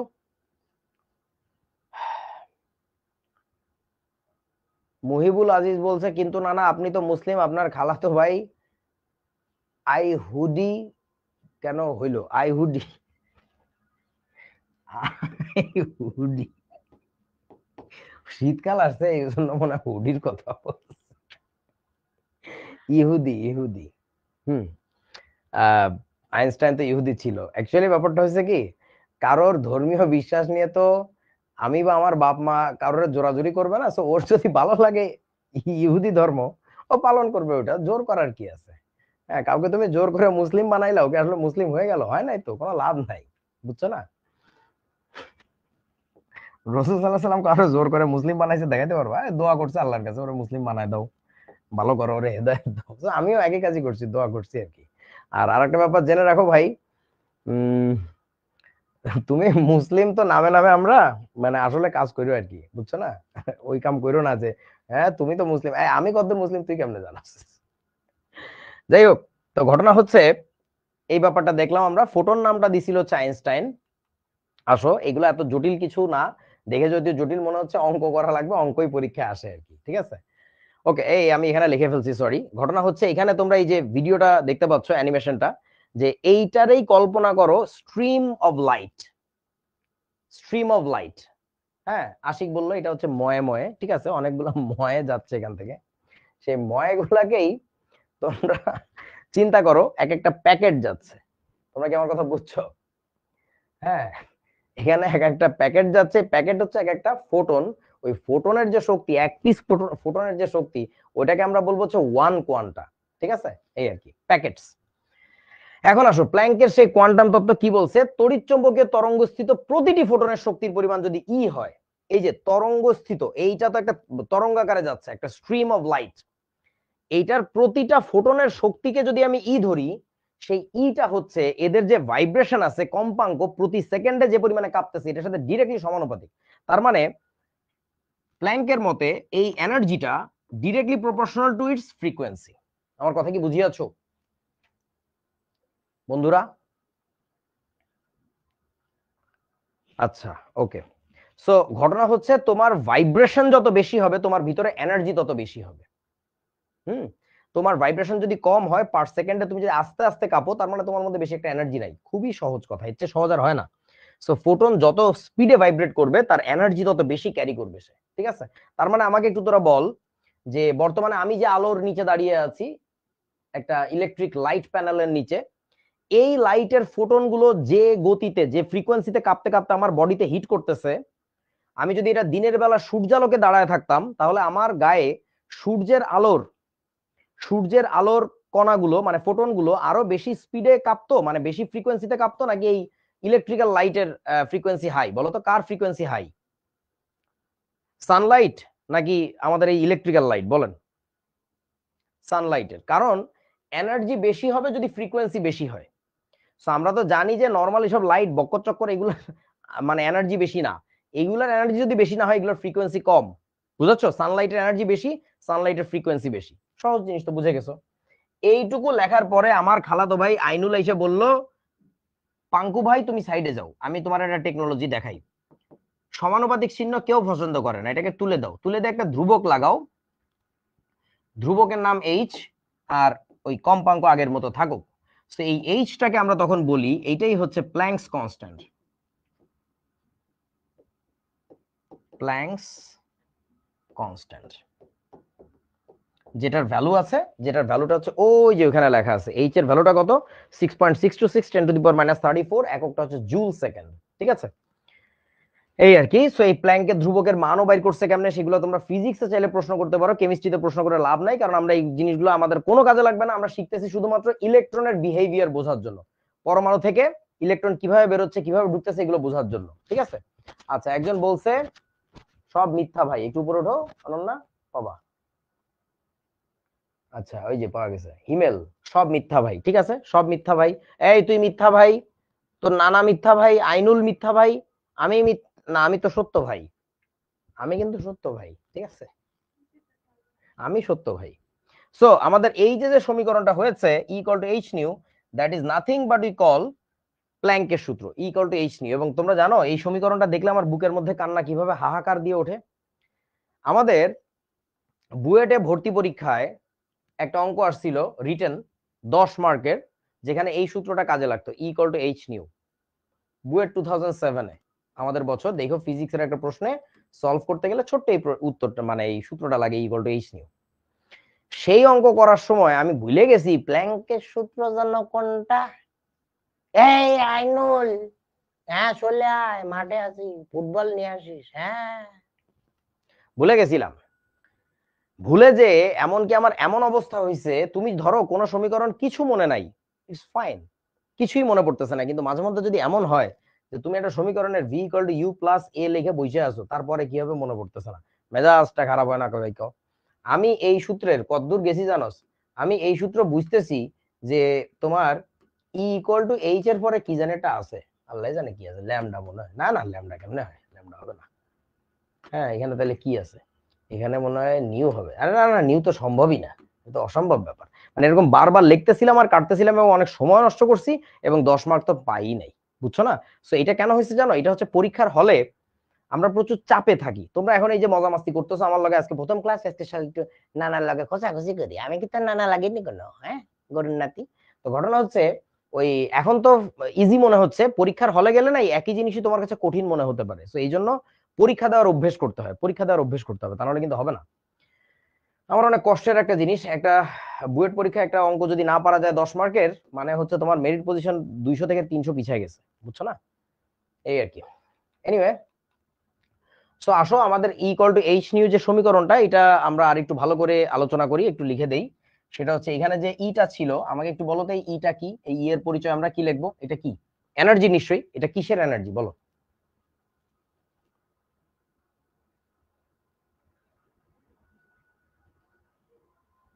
ফোটনের এনার্জি। এটা হচ্ছে লিখবা, ভালো করে লেখো, তড়িৎ চৌম্বকীয় তরঙ্গের প্রতিটি ফোটনের শক্তি। এটা হচ্ছে প্রতিটি ফোটনের শক্তি, প্রতি পিস ফোটনের শক্তি। এখানে এইচটা কি? এইচটা হচ্ছে প্ল্যাঙ্কের ধ্রুবক, এটাকে বলি আমরা প্ল্যাঙ্কের ধ্রুবক। তার মানটা হচ্ছে কত? 6.626 10⁻⁻34 একক কি হবে এটার? Joule second. এটার একক হবে হচ্ছে জুল সেকেন্ড, ঠিক আছে? নিউ জিনিসটা কি? নিউ জিনিসটা হচ্ছে ফোটনের কম্পাঙ্ক, ফোটনের কম্পাঙ্ক, কম্পাঙ্ক।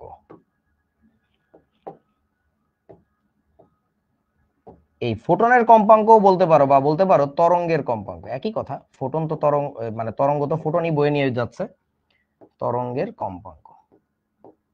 এবং তোমাদের নিশ্চয়ই মনে আছে কম্পাঙ্ককে আমরা এফ দিয়ে প্রকাশ করতে পারি, বাট কোয়ান্টাম মেকানিক্স পড়ার সময় নিউ দিয়ে প্রকাশ করলে ভালো হয় আর কি, ঠিক আছে?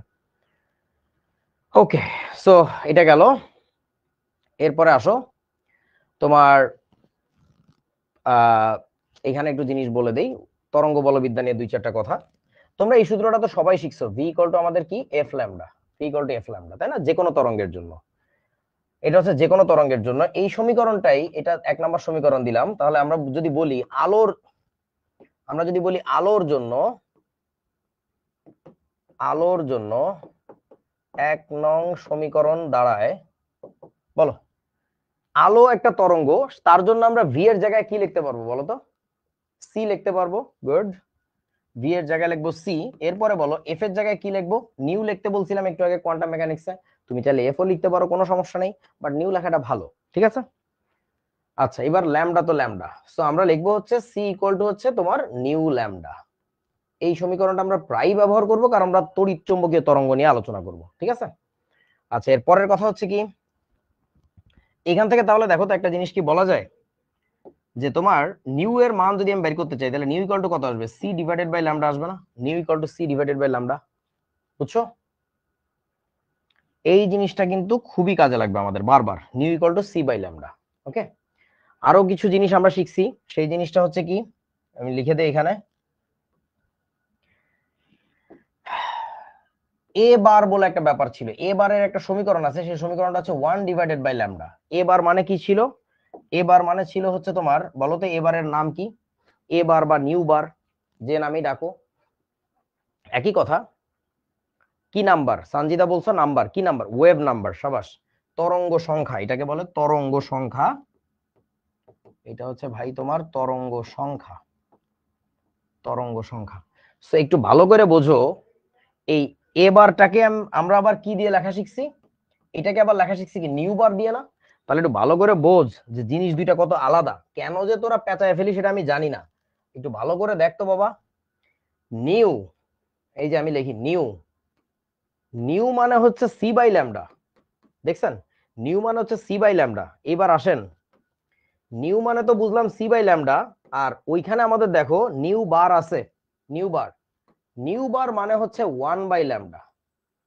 পার্থক্যটা বুঝে দেখো কত বেশি পার্থক্য। বুঝো নাই মনে হয়। নিউ মানে হচ্ছে সি বাই ল্যামডা, আর নিউ বার মানে হচ্ছে 1/λ। দুইটা কিন্তু আকাশ পাতাল ফারাকওয়ালা একটা জিনিস, ঠিক আছে? তাহলে এখান থেকে আমরা আরেক কাণ্ড করতে পারি, চলো সেই কাণ্ডটাও করে ফেলি। এইখান থেকে আমরা একটা কাণ্ড করতে পারি হলো,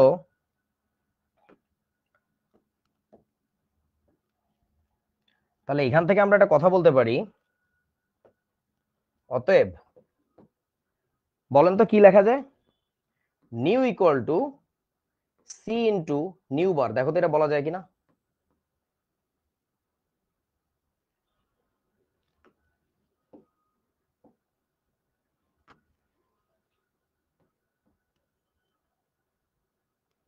দেখো এটা বলা যায় কিনা, nu equal to C into nu bar. মনে রেখো nu equal to C into nu bar. এটা মনে রাখলে যেটা হবে, তুমি বুঝবা নিউ আর নিউ বার এক জিনিস না। নিউ আর নিউ বার এক জিনিস না, ঠিক আছে? ওকে, চলো এবার প্রয়োজনীয় সূত্রাবলী একটু দেখে নেওয়া যাক আমাদের কি কি সূত্র কাজে লাগবে অঙ্ক টঙ্ক করতে গেলে। একটু আগে আমরা দেখছিলাম প্রথমেই, এই যে এটা, এটা কিভাবে দেখছিলাম? এটা আসছিল হচ্ছে আমাদের C equal to nu lambda থেকে। C equal to nu lambda, তাহলে এখান থেকে নিউ ইকুয়াল টু কত থাকবে? C divided by lambda. এই যে nu equal to C divided by lambda, ঠিক আছে? এটা বুঝছো? C equal to nu lambda, তার মানে nu equal to C by lambda. Okay okay, তাহলে আমি একটু আগে তোমাদের প্রমাণ করে দিছি। কি প্রমাণ করছি? এই যে এইটা, nu equal to C into nu bar. এই যে nu equal to C into nu bar, ঠিক আছে? এটার প্রমাণও দেখছো, ওইখান থেকে আসে আর কি। তারপরে সমীকরণ আমরা কি দেখছিলাম? Equal to H new. এটা কার সমীকরণ ছিল বলেন? Equal to H new car সমীকরণ? যেটার জন্য আমার বুয়েট পরীক্ষা 10 মার্ক মিস হয়েছে। 10 মার্ক শুধু না, আরো অনেকটা সময় নষ্ট হয়েছে। প্ল্যাঙ্কস ফর্মুলা বা প্ল্যাঙ্কস ল, PLANCK, প্ল্যাঙ্কস ল, প্ল্যাঙ্কের সূত্র। এবং এই সূত্রটা সবার জন্য প্রযোজ্য না, কিন্তু এই সূত্র কাদের জন্য প্রযোজ্য বলেন তো আমাকে একটু? আমার জন্য প্রযোজ্য। বলো কাদের জন্য? ফোটন বইলো না, বলবা তড়িৎ চৌম্বকীয় তরঙ্গের জন্য প্রযোজ্য। ইলেকট্রোম্যাগনেটিক ওয়েভ, ওই যে সাউদা জাহান আলী শাহ বলছে নাকি জানো? হুম। সো এটা হচ্ছে তড়িৎ চৌম্বকীয় তরঙ্গের জন্য প্রযোজ্য, যে তড়িৎ চৌম্বকীয় তরঙ্গের এনার্জি তত হাই হবে তার ফ্রিকোয়েন্সি যত হাই। ই সমানুপাতিক হচ্ছে নিউ ছিল, এখান থেকে ইকুয়াল টু এইচ নিউ।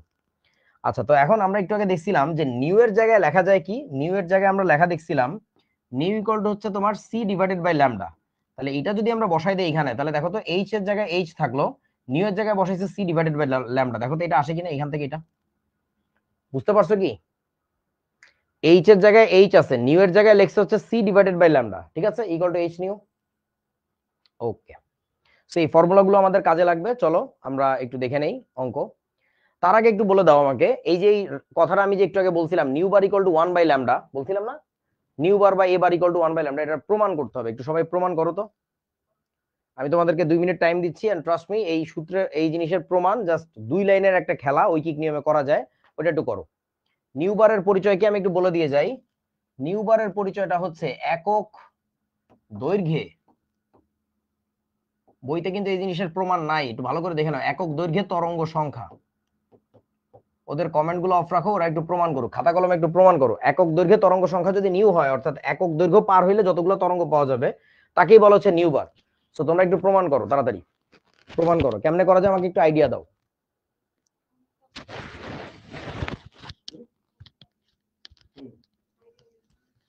একটু পরে আমি আসলে দিবে, অডিওটা অফ রাখো।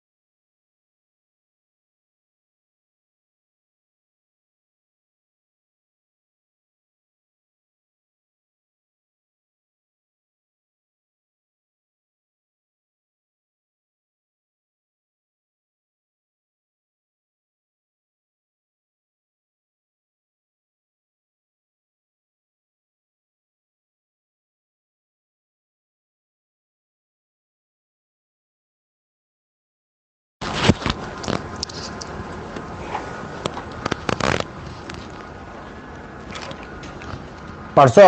কই? আচ্ছা দেখো, ধরো এটা একটা তরঙ্গ, তো এর জন্য আমরা একটা কাজ করি। এখানে আমরা ধরে নিলাম যে এইখান থেকে শুরু করে এই পর্যন্ত যাওয়ার পরে এইটা হচ্ছে একক দৈর্ঘ্য। একক দৈর্ঘ্য মানে কি? মানে এটা 1 সেন্টিমিটারও হইতে পারে, 1 মিলিমিটারও হইতে পারে, 1 মিটারও হইতে পারে। ধরো এটা একক দৈর্ঘ্য, একক দৈর্ঘ্য ধরে নাও। সো তোমাকে বলছে যে একক দৈর্ঘ্যে তরঙ্গ সংখ্যাটা বাইর করতে হবে, সেইটাই হচ্ছে তোমার নিউ বার, তাই না? তাহলে আমরা একটা কাজ করি, ওর একক দৈর্ঘ্য বাদ দাও। তুমি যদি এতটুকু যাইতা ওই তরঙ্গ বরাবর, এখান থেকে শুরু করে এতটুকু যদি যাইতা, তাহলে কত দৈর্ঘ্য হইতো? এটা তো ল্যামডা, তাই না? এটা তো একটা ল্যামডা। তাহলে আমি কি বলতে পারি যে ল্যামডা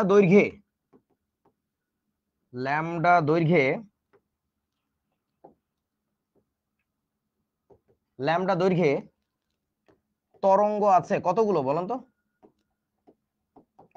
যে কোনো একটা তরঙ্গ বরাবর যদি হাঁটা যায়, ল্যামডা দৈর্ঘ্য পার হইলেই কতগুলো তরঙ্গ পাওয়া যাবে বলো তো? একটা না? ল্যামডা দৈর্ঘ্যে তরঙ্গ আছে একটা, বুঝছো? তাহলে অতএব তোমার এখন কি বের করতে হবে বলেন তো? একক দৈর্ঘ্যে তরঙ্গ আছে কয়টা? একক দৈর্ঘ্যে তরঙ্গ আছে কয়টা? সেটা হচ্ছে কত? 1/ল্যামডাটা। এই যে 1/ল্যামডা হলো রে বন্ধু, এইটারই কি বলে? এইটারই বলে এ বার বা নিউ বার, তুমি যে নামেই ডাকো না কেন। এইটাই তোমার একক দৈর্ঘ্যে তরঙ্গ সংখ্যা। যে আমি 1 সেন্টিমিটার যাব বা 1 মিটার যাব, গেলে যতগুলো তরঙ্গ পাবো ভিতরে। বুঝেছো? হুম। সো এই প্রমাণ বইতে নাই, 2 লাইনের জাস্ট একটা প্রমাণ। আমাদের দেশের অভ্যেস হচ্ছে সব মুখস্থ করানো মানে গণহারে। সো একটু দেখাই দিলাম যে রাশিটা আসে কেমনে, সমীকরণটা আসে কেমনে। ওকে, চলো এবার এগুলো তো নিয়ে আলোচনা করছি আমি। এই যে দুইটা তরঙ্গ ছিল, তার কোনটা বেশি কোনটা কম। ওকে, এইবার আসো, এই জিনিসটার উত্তর তোমরা এখন দিতে পারবা। এই যে এটা 4 নাম্বার প্রশ্নের উত্তর। কোন তরঙ্গের ফোটনের বা তড়িৎচুম্বকীয় বিকিরণের শক্তি কম কোনটির? বলো। এ তরঙ্গের তড়িৎচুম্বকীয় বিকিরণের শক্তি কম, নাকি বি তরঙ্গের? বলো তো শক্তি কম কোনটার? একটা জিনিস খেয়াল করো, আমরা শিখছিলাম যে ই সমানুপাতিক হচ্ছে নিউ। তড়িৎচুম্বকীয় তরঙ্গের জন্য ই সমানুপাতিক হচ্ছে নিউ। তার এনার্জি বেশি হবে যার, তার ফ্রিকোয়েন্সি কি হবে? হাই হবে। সো ফ্রিকোয়েন্সি কম হচ্ছে বি এর। ফ্রিকোয়েন্সি যদি কম হয় তাহলে এনার্জি কমও হবে কার বলেন তো? বি এর। বুঝিয়াছো বন্ধুরা? ওকে,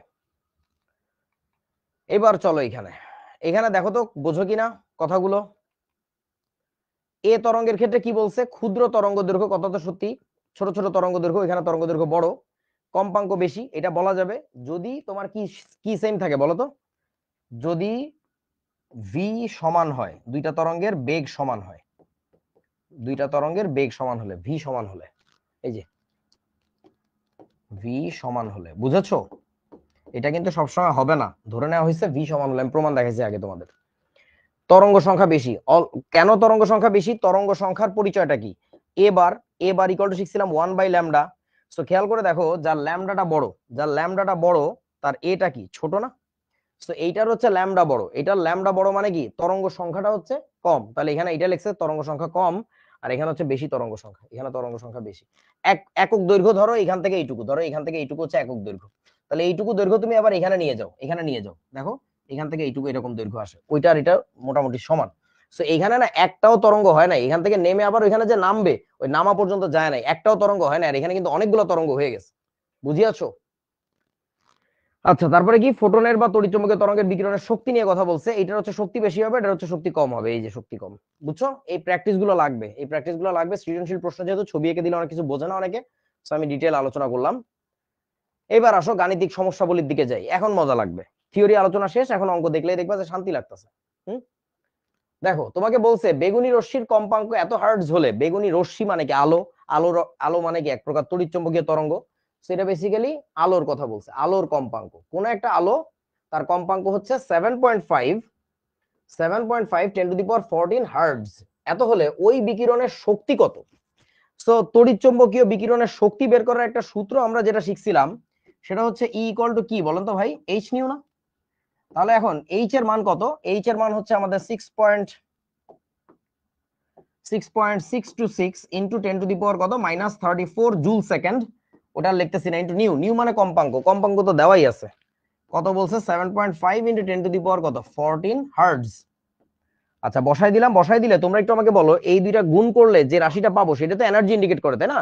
তো সেই এনার্জিটা কোন এককে পাচ্ছি বলো তো? ক্যালকুলেটর কই? এই এনার্জিটা আমরা কোন এককে পাবো বলো তো? জুল এককে পাচ্ছি, তাই না? জুল এককে পাবো। তার কারণটা হচ্ছে কি, তোমার প্ল্যাঙ্কস কনস্ট্যান্টের না, প্ল্যাঙ্কস কনস্ট্যান্টের একক কি? এইটুকুর একক ছিল হচ্ছে তোমার জুল সেকেন্ড, এইটুকুর একক ছিল জুল সেকেন্ড, আর এইটুকুর একক ছিল হচ্ছে হার্টজ। হার্টজ মানে কি? Per second.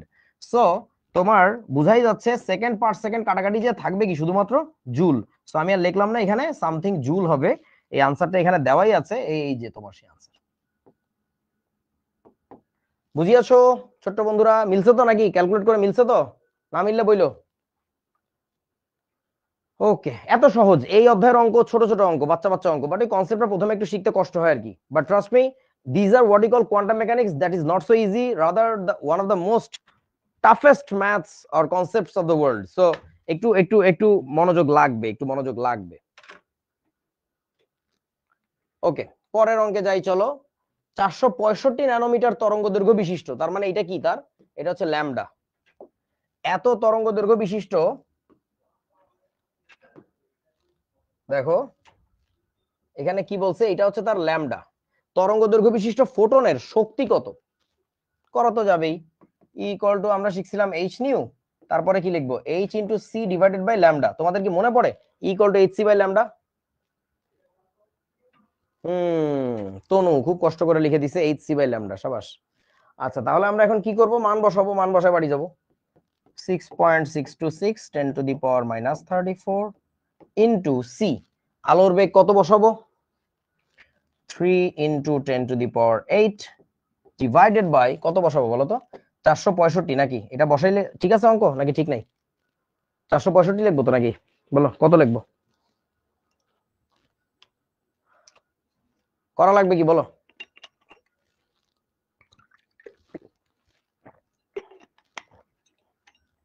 বিশাল নাকি নাম, ও বলে ফেললো।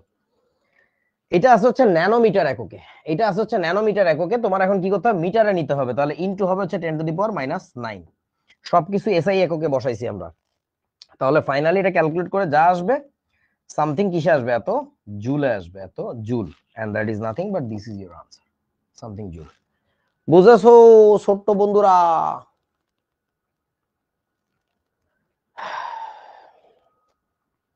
ওকে, এরপরে আসো বন্ধুরা।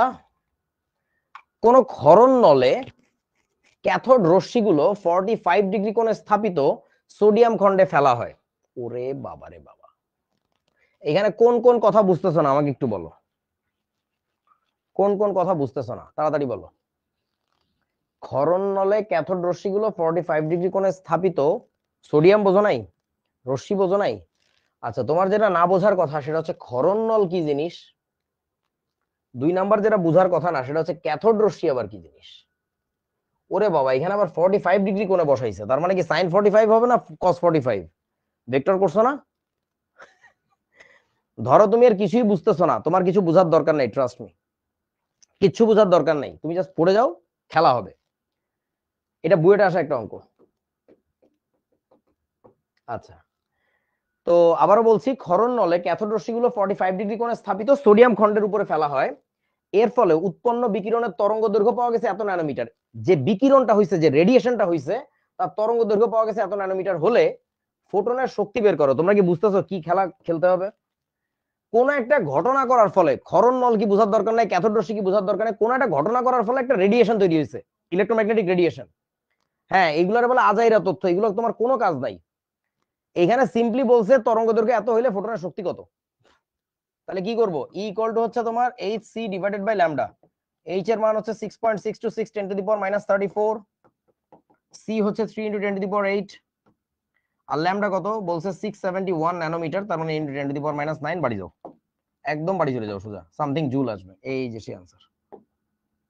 এখন এই অঙ্কটা তো সবাই পারে, বাট তোমরা যে আমার স্টুডেন্ট, তোমরা যে একটু গভীরে যাওয়া লোকজন, তোমরা তোমাদের যে বেসিক ভালো, এটা আমরা কেমনে বুঝবো? যদি তুমি সেই সাথে অঙ্কটা সমাধান করার সাথে সাথে ক্ষরণ নল কি জিনিস শিখে ফেলতে পারো, ক্যাথোড রশ্মি কাকে বলে এটা শিখে ফেলতে পারো।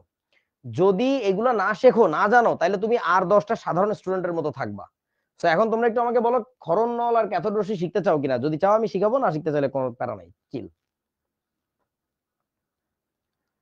আচ্ছা, না কয়েকজন আবার তারপরে এসে বলবে কেশব বোঝে না, বোগে না, বোগে, বিওজি, কেশব বোগে না, বোগে, আগুলা কোন সেপ্টার, এগুলা বলবে। চলো বন্ধু, ক্ষরণ নল কি জিনিস এটা বোঝার আগে তোমার একটু দেখে নিতে হবে ফটো ইলেকট্রিক ইফেক্ট কি জিনিস। ফটো ইলেকট্রিক ইফেক্ট, ক্ষরণ নল বুঝাচ্ছি, আগে ফটো ইলেকট্রিক ইফেক্টটা বোঝো। সো ফটো ইলেকট্রিক ইফেক্টটা হচ্ছে এরকম একটা কনসেপ্ট, কোন ধাতব খণ্ডে, ধরো এটা একটা মেটাল প্লেট, এটা একটা মেটাল প্লেট, আমি লিখে দিচ্ছি, এটা একটা মেটাল প্লেট। কোন ধাতব খণ্ডে যদি আলো পড়ে, আলো, ধাতব খণ্ডে যদি আলো এসে পড়ে, আলো পড়া এটা কিভাবে দেখাই আমরা জানো? এইচ নিউ দিয়ে দেখাই। এইচ নিউ মানে কি? আলোর শক্তি না? একটু আগে দেখতেছিলাম এইচ নিউ আলোর শক্তি, এটা তোমরা দেখছো মনে আগে। যদি ধাতব খণ্ডে আলো এসে পড়ে, তাহলে এইখান থেকে টিডিং করে দৌড় দেয় কে জানো? ইলেকট্রন। এখান থেকে ইলেকট্রন নির্গত হয়। এই ঘটনাটাকে বলে ফটো ইলেকট্রিক ইফেক্ট, আলোক তড়িৎ ক্রিয়া। ফোটন এসে পড়বে, ইলেকট্রন দৌড় দিবে, এটাকে বলে আলোক তড়িৎ ক্রিয়া। এখন এই ফটো ইলেকট্রিক ইফেক্ট এটা কিন্তু বহু আগের মানুষের আবিষ্কার, মানে এটা এমন না যে আইনস্টাইনের আবিষ্কার, বাট আইনস্টাইনকে নোবেল প্রাইজ দেওয়া হয়েছে কিন্তু এটার উপরে বেস করে। কেন জানো? আইনস্টাইন হচ্ছে এই ফটো ইলেকট্রিক ইফেক্টের ব্যাখ্যা দিছিল। এইরকম ঘটনা যে ঘটে, আইনস্টাইনেরও আগে থেকে মানুষ জানতো, কিন্তু মানুষ এটা ব্যাখ্যা করতে পারতো না। How is that even possible? এখানে অনেক ধরনের জটিলতা আছে। তো সেই জিনিসটা আইনস্টাইন ব্যাখ্যা করছে। এবং তোমরা একটা জিনিস বোঝো, ধাতুর উপরে ইলেকট্রন সরি আলো এসে পড়লেই যদি ইলেকট্রন নির্গত হয়, তাহলে তোমাদের বাসার যে জানালার গ্রিল আছে, যেটাতে সকালবেলায় সূর্যের মিষ্টি রোদ এসে পড়ে, তোমরা যদি ওই রডটা ধরতে খালি পায়ে মাটিতে পা স্পর্শ করে, তাহলে বলো তো তোমার কি মানে শক লাগতো না? Electric shock. আমার কথা কি বুঝছো?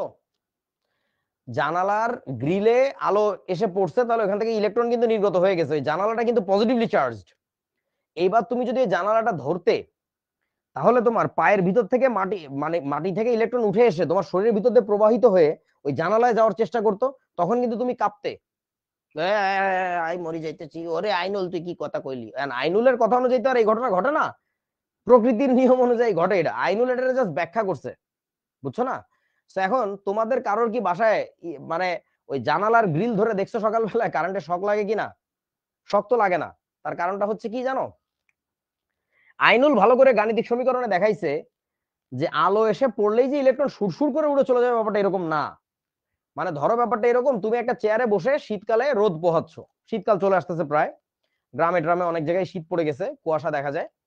তো তুমি শীতকালে বারান্দায় বসে রোদ পোহাচ্ছ, তোমার পিঠে এসে রোদ লাগতেছে, সূর্যের প্রাখুর্য একটা সার্টেন লিমিট পার হয়ে গেলে তখন তোমার গা চিটবিট করা শুরু করে, গা পোড়া শুরু করে, তখন তুমি উঠে দৌড় দাও, ওরে বাউরে আর হইছে, আর লাগবে না। আমার কথা কি বুঝছো? এখানে ঘটনাটা একই ঘটে। আলো এসে ফেললেই যে এখান থেকে ইলেকট্রন উড়ে দৌড় দিবে, ব্যাপারটা এরকম না।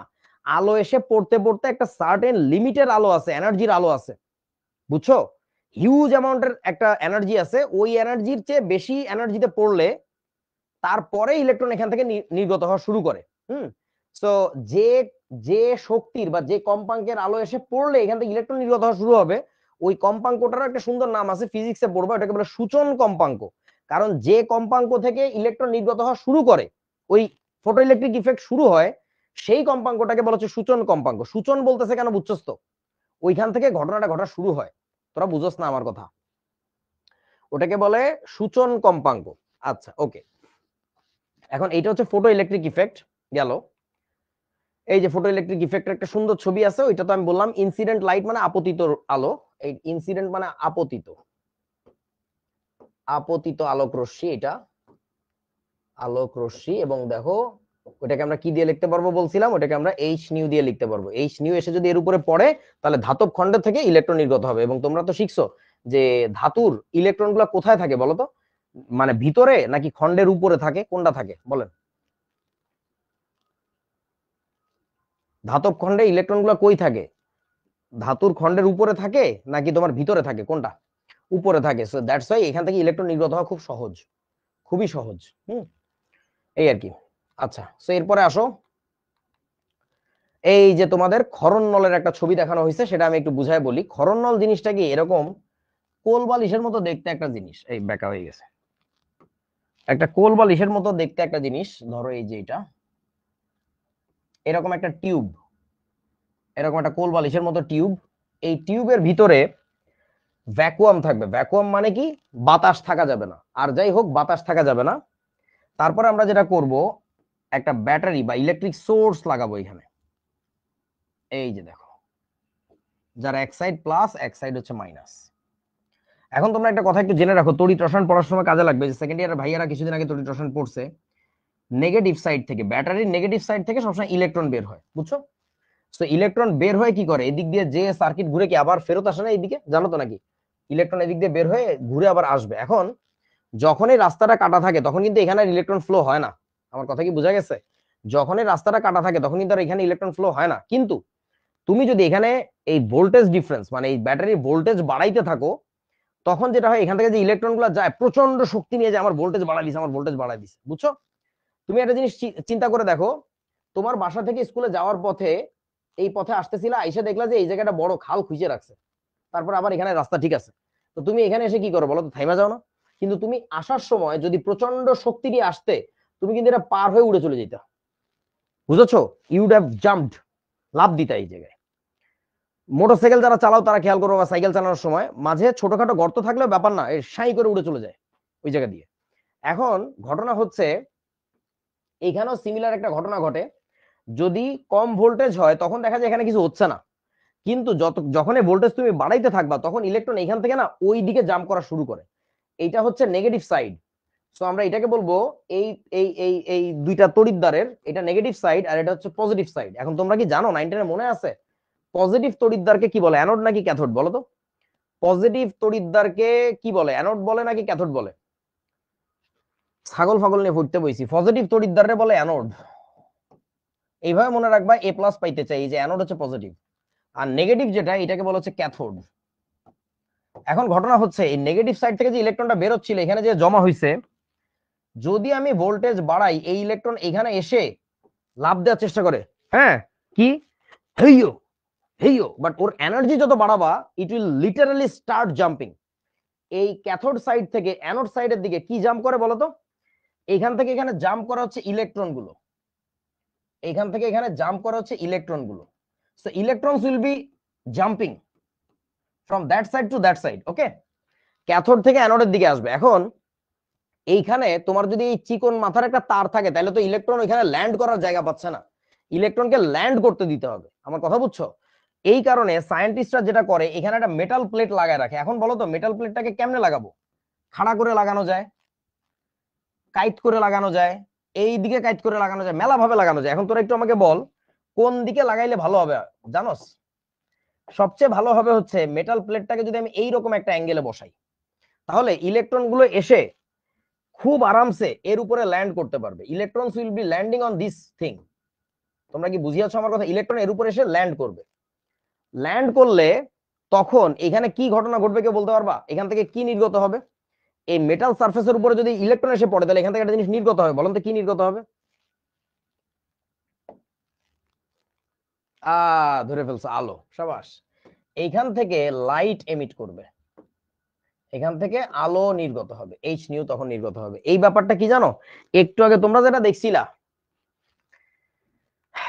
একটু আগে তোমাদেরকে যেটা দেখাইছিলাম, এটা ছিল ফটো ইলেকট্রিক ইফেক্ট। আর ওইখানে ঠিক এক্স্যাক্টলি উল্টা ঘটনা ঘটতেছে। মেটাল প্লেটের উপরে আলো এসে পড়লে ইলেকট্রন নির্গত হয়, আর ওইখানে হয়েছে কি জানো, মেটাল প্লেটের উপরে ইলেকট্রন এসে পড়ছে, আলো নির্গত হবে, স্বাভাবিক। তোরা কি বুঝছস আমার কথা? বিপরীত উপপাদ্য শিখছস কোনোদিন, নাম শুনছস? ব্যাপারটা ওই রকম আর কি। সো এখন এই যে যে টিউবটা দেখতে পাচ্ছ, এইটাকে আমরা বলি ক্ষরণ নল, এইটাকেই বলে ক্ষরণ নল। এখন এটাকে কেবল কেন ক্ষরণ নল বলে, কারণটা হচ্ছে, তুমি এই ক্ষরণ শব্দটা শুনতে হবে, ক্ষরণ শব্দটা বুঝতে হবে। ক্ষরণকে ইংরেজিতে বলা হচ্ছে ডিসচার্জ, ক্ষরণের ইংরেজি হচ্ছে ডিসচার্জ, এই জন্য এটাকে বলে ডিসচার্জ টিউব। তো এখন তোমরা শুনছো না ওই যে সংবাদে মাঝে মধ্যে বলে যে ওনার মস্তিষ্কে রক্তক্ষরণের কারণে মারা গেছে। ক্ষরণ মানে ফিনকি দিয়ে বের হওয়া, কোন একটা কিছু ফিনকি দিয়ে ঝাটকা দিয়ে বের হওয়া। তো এইখান থেকে বেসিক্যালি তুমি ভোল্টেজ যত বাড়াচ্ছ, ইলেকট্রন লাভ দিচ্ছি লাভ দিতে পারতেছে না, হঠাৎ করে একটা সার্টেন ভোল্টেজে পৌঁছালে সাই করে লাভ দেওয়া শুরু করে, ওইখান থেকে আমরা বলি ইলেকট্রন ফিনকি দিয়ে বের হচ্ছে। সো দ্যাটস ওয়াই এটাকে বলা হচ্ছে ক্ষরণ নল। ঠিক আছে, এই নলে খেয়াল করে দেখো কোন সাইড থেকে এই ইলেকট্রন গুলো বের হয় বলো তো, এই রশ্মিগুলো বের হয় কোন সাইড থেকে? ক্যাথোড সাইড থেকে না?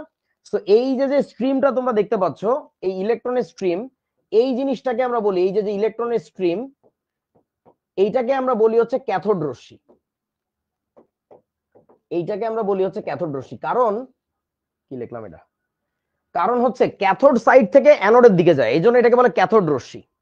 এবং তোমাদের বাসায় যে বড় বড় টেলিভিশনের মনিটর যদি কারো থেকে থাকে গ্রামের বাড়িতে, বা পুরাতন টিভি যদি থেকে থাকে, পেট মোটার যে টিভি গুলো, এখন তো টিভি অনেক স্লিম হয়ে গেছে, এই যে আমাদের স্ক্রিনের মতো স্লিম হয়ে গেছে, আগেকার টিভি গুলা ওইগুলাকে বলে সিআরটি।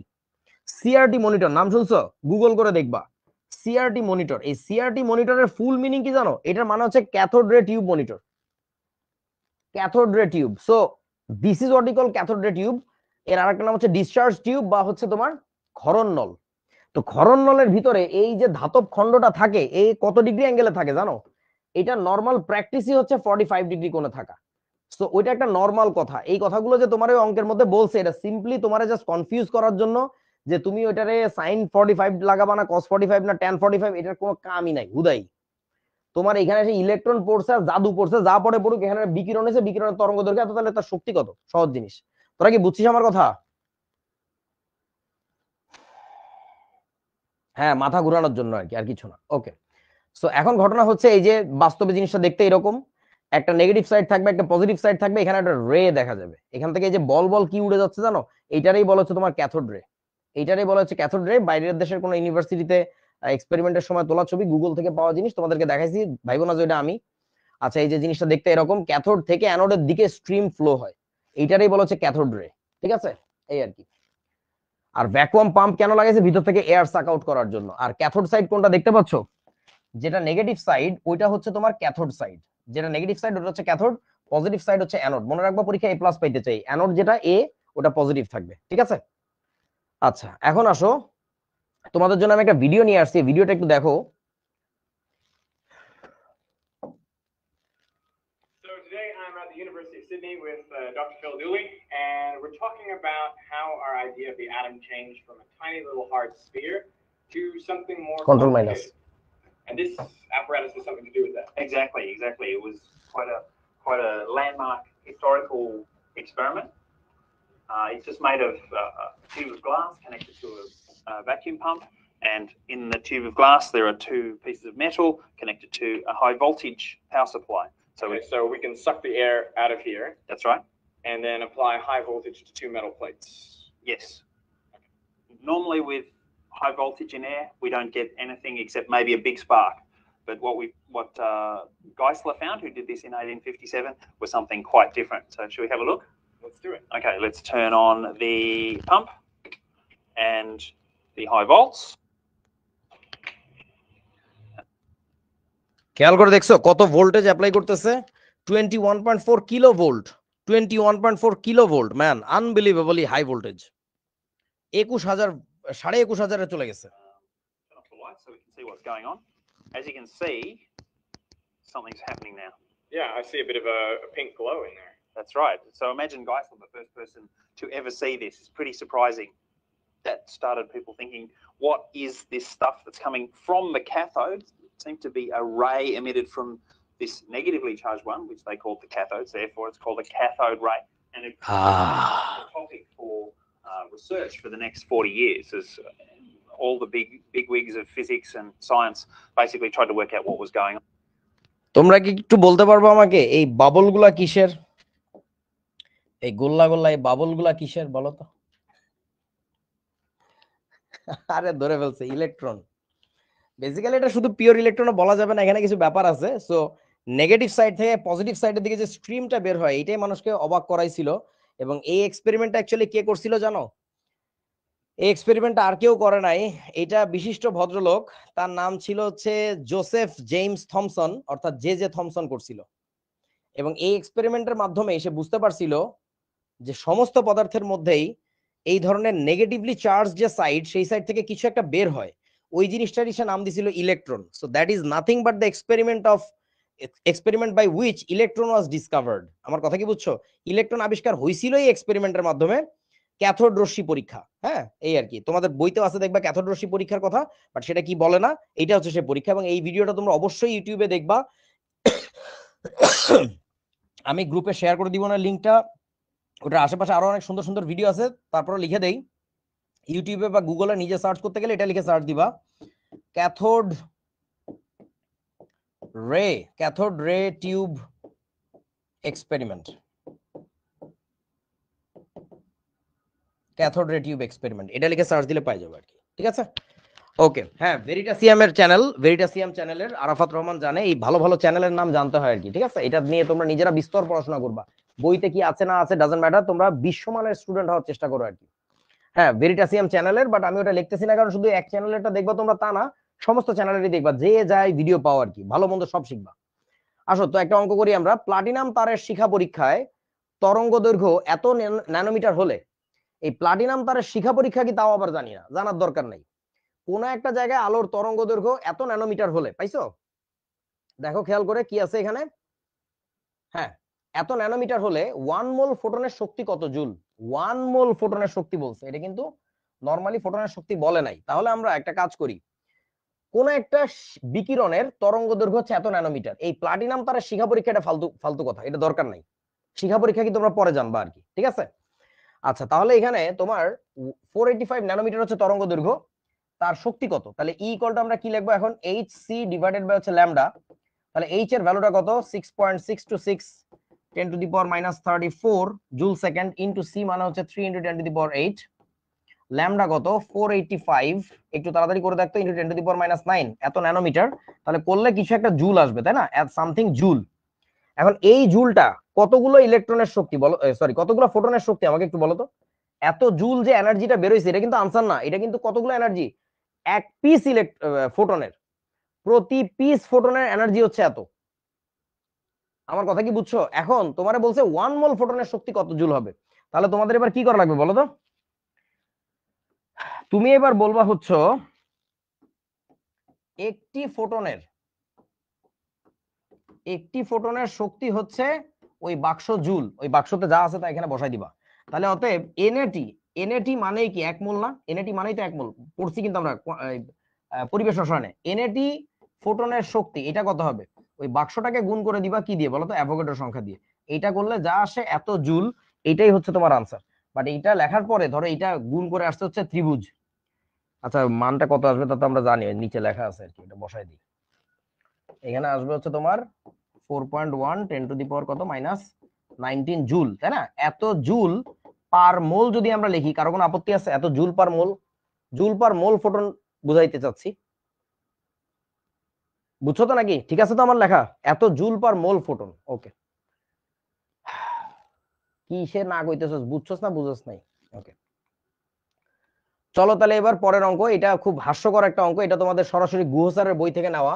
এই অঙ্ক নিয়ে বহু বছর কথা বলতেছি, বাট এটা চেঞ্জ করে না। আমি জানি না, স্যারের ফোন নাম্বারও আমার কাছে নাই, যদি আমি জানি স্যারের বাসা কই, বেলি রোডে, খন্দকার গলি, কিছু না। তো ঘটনা হচ্ছে, বলছে কি একটি এফএম কেন্দ্র থেকে, এফএম রেডিও শোনো না, একটি এফএম কেন্দ্র থেকে সম্প্রচারিত শব্দের ফ্রিকোয়েন্সি হচ্ছে এত মেগাহার্টজ। এটা তোমার কাছে ফ্রিকোয়েন্সি দিয়ে দিছে, ফ্রিকোয়েন্সি মানে তো আমরা জানি নিউ। এত হলে ওই শব্দের তরঙ্গ দৈর্ঘ্য কত ন্যানোমিটার? তরঙ্গ দৈর্ঘ্য জানতে চাইছে, বলেন তো কেমনে করা যায়? আমরা একটা সূত্র শিখছিলাম, সি ইকুয়াল টু হচ্ছে নিউ ল্যামডা, শিখছিলাম না? মান বসাও, হয়ে যাক। সি এর মান কত? আমরা লিখবো 3 ইনটু 10 টু দি পাওয়ার কত 8 ইকুয়াল টু নিউ মানে কম্পাঙ্ক, কম্পাঙ্ক তো দিছে 89.9 মেগাহার্টজ। মেগাহার্টজ কে নরমাল হার্টজে কনভার্ট করব কিভাবে? 10 টু দি পাওয়ার 6 দিয়ে গুণ করে, ইনটু হচ্ছে lambda.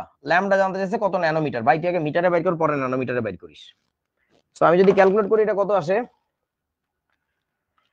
3 into 10 to the power 8 divided by কত 89.9 10 টু দি পাওয়ার 6, এইটা করলে আসে হচ্ছে তোমার ল্যামডার ভ্যালু আসছে 3.33। এককটা কি আসবে বলেন তো? এটার একক কত, মিটার না ন্যানোমিটার? ন্যানোমিটার কেন ন্যানোমিটারে আসবে? আমি তো সব এসআই পদ্ধতিতে বসালাম, তাহলে ল্যামডা কেন ন্যানোমিটারে আসবে? এই ল্যামডাটা আসবে কিসে? মিটার এককে। তারপরে তোমার কি করা লাগবে জানো? এটাকে লেখা লাগবে 3.33 ইন্টু 10⁻⁴ কত বলেন তো? 9 এত ন্যানোমিটার। বুঝছো? এইসব একক রূপান্তর কিন্তু তোমাদেরকে সেই মানে একেবারে প্রথমে আমি দেখাইছি। আচ্ছা, ওকে। সো এখন এইটাই হচ্ছে অঙ্ক তো নাকি? কারো কোনো সমস্যা আছে এখানে? বেগ কই, বেগ কই, কই পাগল হয়ে যেতেছে। সি তো বেগ, বেগকে তো সি দিয়ে লেখে। 10⁻⁻6 হবে না, ঠিকই আছে 10⁻6 মেগা ছিল, মেগা থেকে আনছি এখানে। আচ্ছা, একজন ধরতে পারছে, উপরে ওঠো উপরে ওঠো উপরে ওঠো। একজন বলতেছে শব্দের সাথে উপরে ওঠো না, আরো আছে বাংলায় লেখছে দেখো, এই যে সাদিক করিম, সাবাস। ও ধরতে পারছে যে এই অঙ্কটা একটা ভুল অঙ্ক, এটা হয় নাই। এটা কি হলো, কই চলে গেল আল্লাহ জানে। এটা হয় নাই, সরি, কি হইতেছে, এটা একটা ভুল অঙ্ক, হয় নাই। কেন হয় নাই শোনো, অঙ্ক হয় নাই তা না, প্রশ্নটাই ভুল।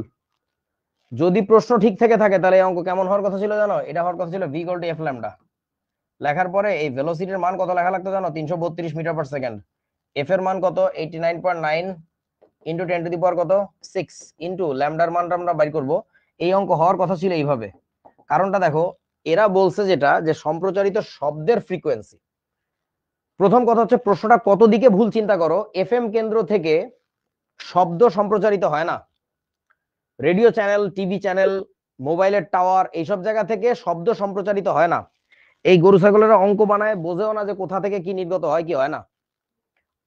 টিভি চ্যানেল, রেডিও চ্যানেল, মোবাইলের টাওয়ার, এইসব থেকে কি নির্গত হয় জানো? কি ওয়েভ? Sound wave. সানজিদা বলছে আলো, হ্যাঁ আলো বলতে এক প্রকার তড়িৎ চুম্বকীয় তরঙ্গ, রেডিও ওয়েভ। এক ধরনের তড়িৎ চুম্বকীয় তরঙ্গ নির্গত হয়। যদি তোমার তাই হইতো যে সাউন্ড ওয়েভ নির্গত হয়, তাইলে যেটা হইতো, আমাগো দেশে টেলিভিশন সারা বাংলাদেশে কেউ দেখতে পারতো না, শুধু রামপুরার লোকজনরা দেখতো। কারণ তোমরা জানো কিনা জানি না, বিটিভি বাংলাদেশ টেলিভিশনের কিন্তু ইয়াটা তোমার কি বলো এটাকে, মানে টিভি সেন্টারটা হচ্ছে তোমার ওই ইয়াতে রামপুরায়। রামপুরায় জোরে জোরে গান বাজাইতো, ওই জায়গার লোকজন দেখতো, শুনতো, আর কেউ শুনতো না। ওইখান থেকে নির্গত হয় হচ্ছে রেডিও ওয়েভ, যেটা সারা বাংলাদেশে প্রচারিত হয়, ব্যাপারটা এরকম। আর মোবাইলের টাওয়ার থেকেও যদি শব্দ তরঙ্গ নির্গত হইতো, তাইলে তোমার নানির সাথে আমি রাতের বেলা ফোনে কথা বলতে পারতাম না। আমি হ্যালো বলে উঠলেই ওই টাওয়ারে তো জোরে জোরে শব্দ বেরিয়েছে, তোমার নানা এসে আমার গেটে নক দিয়ে বলতে, হ্যালো কি অবস্থা তোমার, কেমন আছো, ভালো আছো, রাতে খাইছিলা, খাও নাই, চলো খাই আসি। আরে আসো না, আমি খাওয়াচ্ছি, কি হয়েছে, ওই টাওয়ারে দেখো জোরে বাজতেছে। এইসব রেডিও টাওয়ার, টিভি, অমুক তমুক, এগুলা থেকে এই যে এফএম কেন্দ্র যে বলতেছে, এখান থেকে তড়িৎ চুম্বকীয় তরঙ্গ নির্গত হয়। যদি তড়িৎ চুম্বকীয় তরঙ্গ নির্গত হয়, তাহলে তো এই কথাটা বলাটাই ভুল যে শব্দের ফ্রিকোয়েন্সি এত। তাদের কি বলা উচিত ছিল জানো? এই অঙ্কটা এডিট করতে গেলে এইভাবে বলা লাগবে, একটি এফএম কেন্দ্র থেকে সম্প্রচারিত তরঙ্গের ফ্রিকোয়েন্সি, কোন তরঙ্গ জানি না, তুই বুঝে নে। এফএম কেন্দ্র থেকে সম্প্রচারিত তরঙ্গের ফ্রিকোয়েন্সি এত মেগাহার্টজ হলে, ওইখানে আবার বলা যাবে না শব্দের, বলতে হবে ওই তরঙ্গের তরঙ্গ দৈর্ঘ্য কত। এইটা যদি বলে তাইলে আবার এই অঙ্ক ঠিক আছে। তখন আবার এটা মুছে দিয়ে কি করতে হবে, তোমার এইগুলোর দরকার নেই। কিন্তু তুমি যদি বলো শব্দ তরঙ্গ বললে তো আমি অবশ্যই তোমার কি বলে v = f ল্যামডা অ্যাপ্লাই করবো এবং v এর মান 332 বসাবো। তোমরা কি বুঝিয়াছো আমার কথা? তো এই অঙ্কগুলো যারা বানায় তারা বেসিক্যালি বাস্তবতা বিবর্জিত লোকজন। মানে থিওরিটিক্যাল নলেজ অনেক ভালো, আমি অসম্মান করতেছি না, বাট বাস্তবে না, জানেই না যে কোথায় কি আছে না নাই। তো এই জিনিসগুলো একটু জেনে জেনে পড়ো, তাহলে যেটা হবে, তুমি একটা অন্যরকম মানুষে পরিণত হবো ভাই, যে শুধু গটগট করে অঙ্ক করতে পারে না, সে বোঝে অঙ্কটা আদৌ ঠিক আছে কি ঠিক নাই। এই আর কি। ওকে, সো যাই হোক, এটা গেল। এরপরে আসো, কোন একটি বিকিরিত আলোর তরঙ্গ দৈর্ঘ্য এত অ্যাংস্ট্রম হলে বিকিরিত আলোর শক্তি কিসে বাইর করতে বলছে? কিলোজুল পার মোলে বাইর করতে বলছে। এইটা তোমাদের বাড়ির কাজ দিলাম আমি, এটা করে আমাকে দেখাবা, গ্রুপে দেখাবা, না দেখাইলে কিন্তু খবর আছে, মাইর খাবা, ঠিক আছে? কোয়ান্টা এবং আইনস্টাইনীয় শক্তি, এটা তো আমি আগেই বলছি। একটি ফোটনের শক্তি, এটাকে কি বলে? একটি ফোটনের শক্তি, এটাকে বলে 1 কোয়ান্টা। আর 1 মোল ফোটন এর শক্তি, এটাকে বলে 1 আইনস্টাইন। আচ্ছা ইয়াতে লিখি,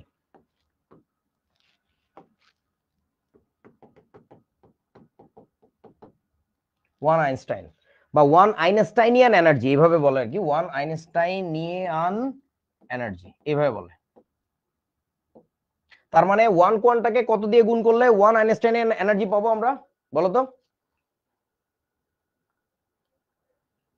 বলো 1 কোয়ান্টাকে কি করলে 1 আইনস্টাইনিয়ান এনার্জি পাবো? অ্যাভোগাড্রো সংখ্যা দিয়ে গুণ করতে হবে, রাইট? আচ্ছা তাহলে কি বলছে, একটি দৃশ্যমান আলোর তরঙ্গ দৈর্ঘ্য এত ন্যানোমিটার হলে তার ফ্রিকোয়েন্সি আর তরঙ্গ সংখ্যা বাইর করো। ভাই এই অঙ্ক করতে করতে পাগল হয়ে যেতেছি। এই বলে কেমনে করবো? তরঙ্গ দৈর্ঘ্য দিছে, ল্যামডা দিছে, বলছে ফ্রিকোয়েন্সি কত, নিউ কত, আর তরঙ্গ সংখ্যা কত। তরঙ্গ সংখ্যা মানে কি এবার কত? আরে ভাই ল্যামডা বের করলে তো তরঙ্গ সংখ্যা বের করাই যায়। আমরা কি লিখবো? সি ইকুয়াল টু হচ্ছে নিউ ল্যামডা। সি এর মান কত? 3 × 10⁸। নিউ নিউ নিউ ফ্রিকোয়েন্সি বের করতে হবে আমাদের। ল্যামডার মান কত? 575 × 10⁻, কত? -9। এখান থেকে তোমার কি বেরোবে? নিউ এর মান বেরোবে। বলো তো নিউ কোন এককে বেরোবে, মিটারে নাকি সেন্টিমিটারে? বলো, এখান থেকে নিউ বেরোবে কোন এককে, মিটারে নাকি সেন্টিমিটারে? মিটারে। থাফায় দাঁত ফেলাই দিব ছাগলের নাতি।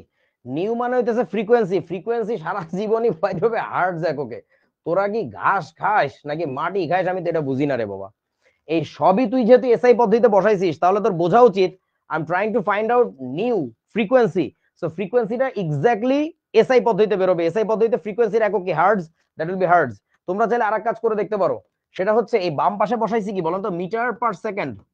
ডান পাশে কি বসাইছি জানি না, নিউ আছে, ইনটু এটা কিসে বসাইছি? মিটারে না? সো খেয়াল করে দেখো, এই মিটার ওই মিটার কাটে, তাহলে নিউ বের হচ্ছে কিসে? পার সেকেন্ডে। পার সেকেন্ড মানে হচ্ছে হার্টজ। বুঝছিস? CPS CPS. ওকে। ঢাকা কলেজের এমআরআই মেশিনের ফ্রিকোয়েন্সি, এই যে ফ্রিকোয়েন্সি নিউ, এত মেগাহার্টজ হলে এর তরঙ্গ দৈর্ঘ্য কত? এটা আপনারা বাড়ির কাজ করবেন নিজেরা। তারপরে চলেন, এত সিপিএস কম্পাঙ্ক বিশিষ্ট তড়িৎচুম্বকীয় বিকিরণের 1 কোয়ান্টা শক্তি এবং 1 আইনস্টাইনীয় শক্তি গণনা করো। বাড়ির কাজ দেখবো আপনাদের। শুধু এখানে বলেন আমাকে সিপিএস মানে কি, তাড়াতাড়ি বলেন। সিপিএস মানে কি? আমি অনেকবার বলে ফেলছি। তোর কলেজের কোন গরুর কাছে যায় দেখিস তো সিপিএস মানে কি জানে কিনা?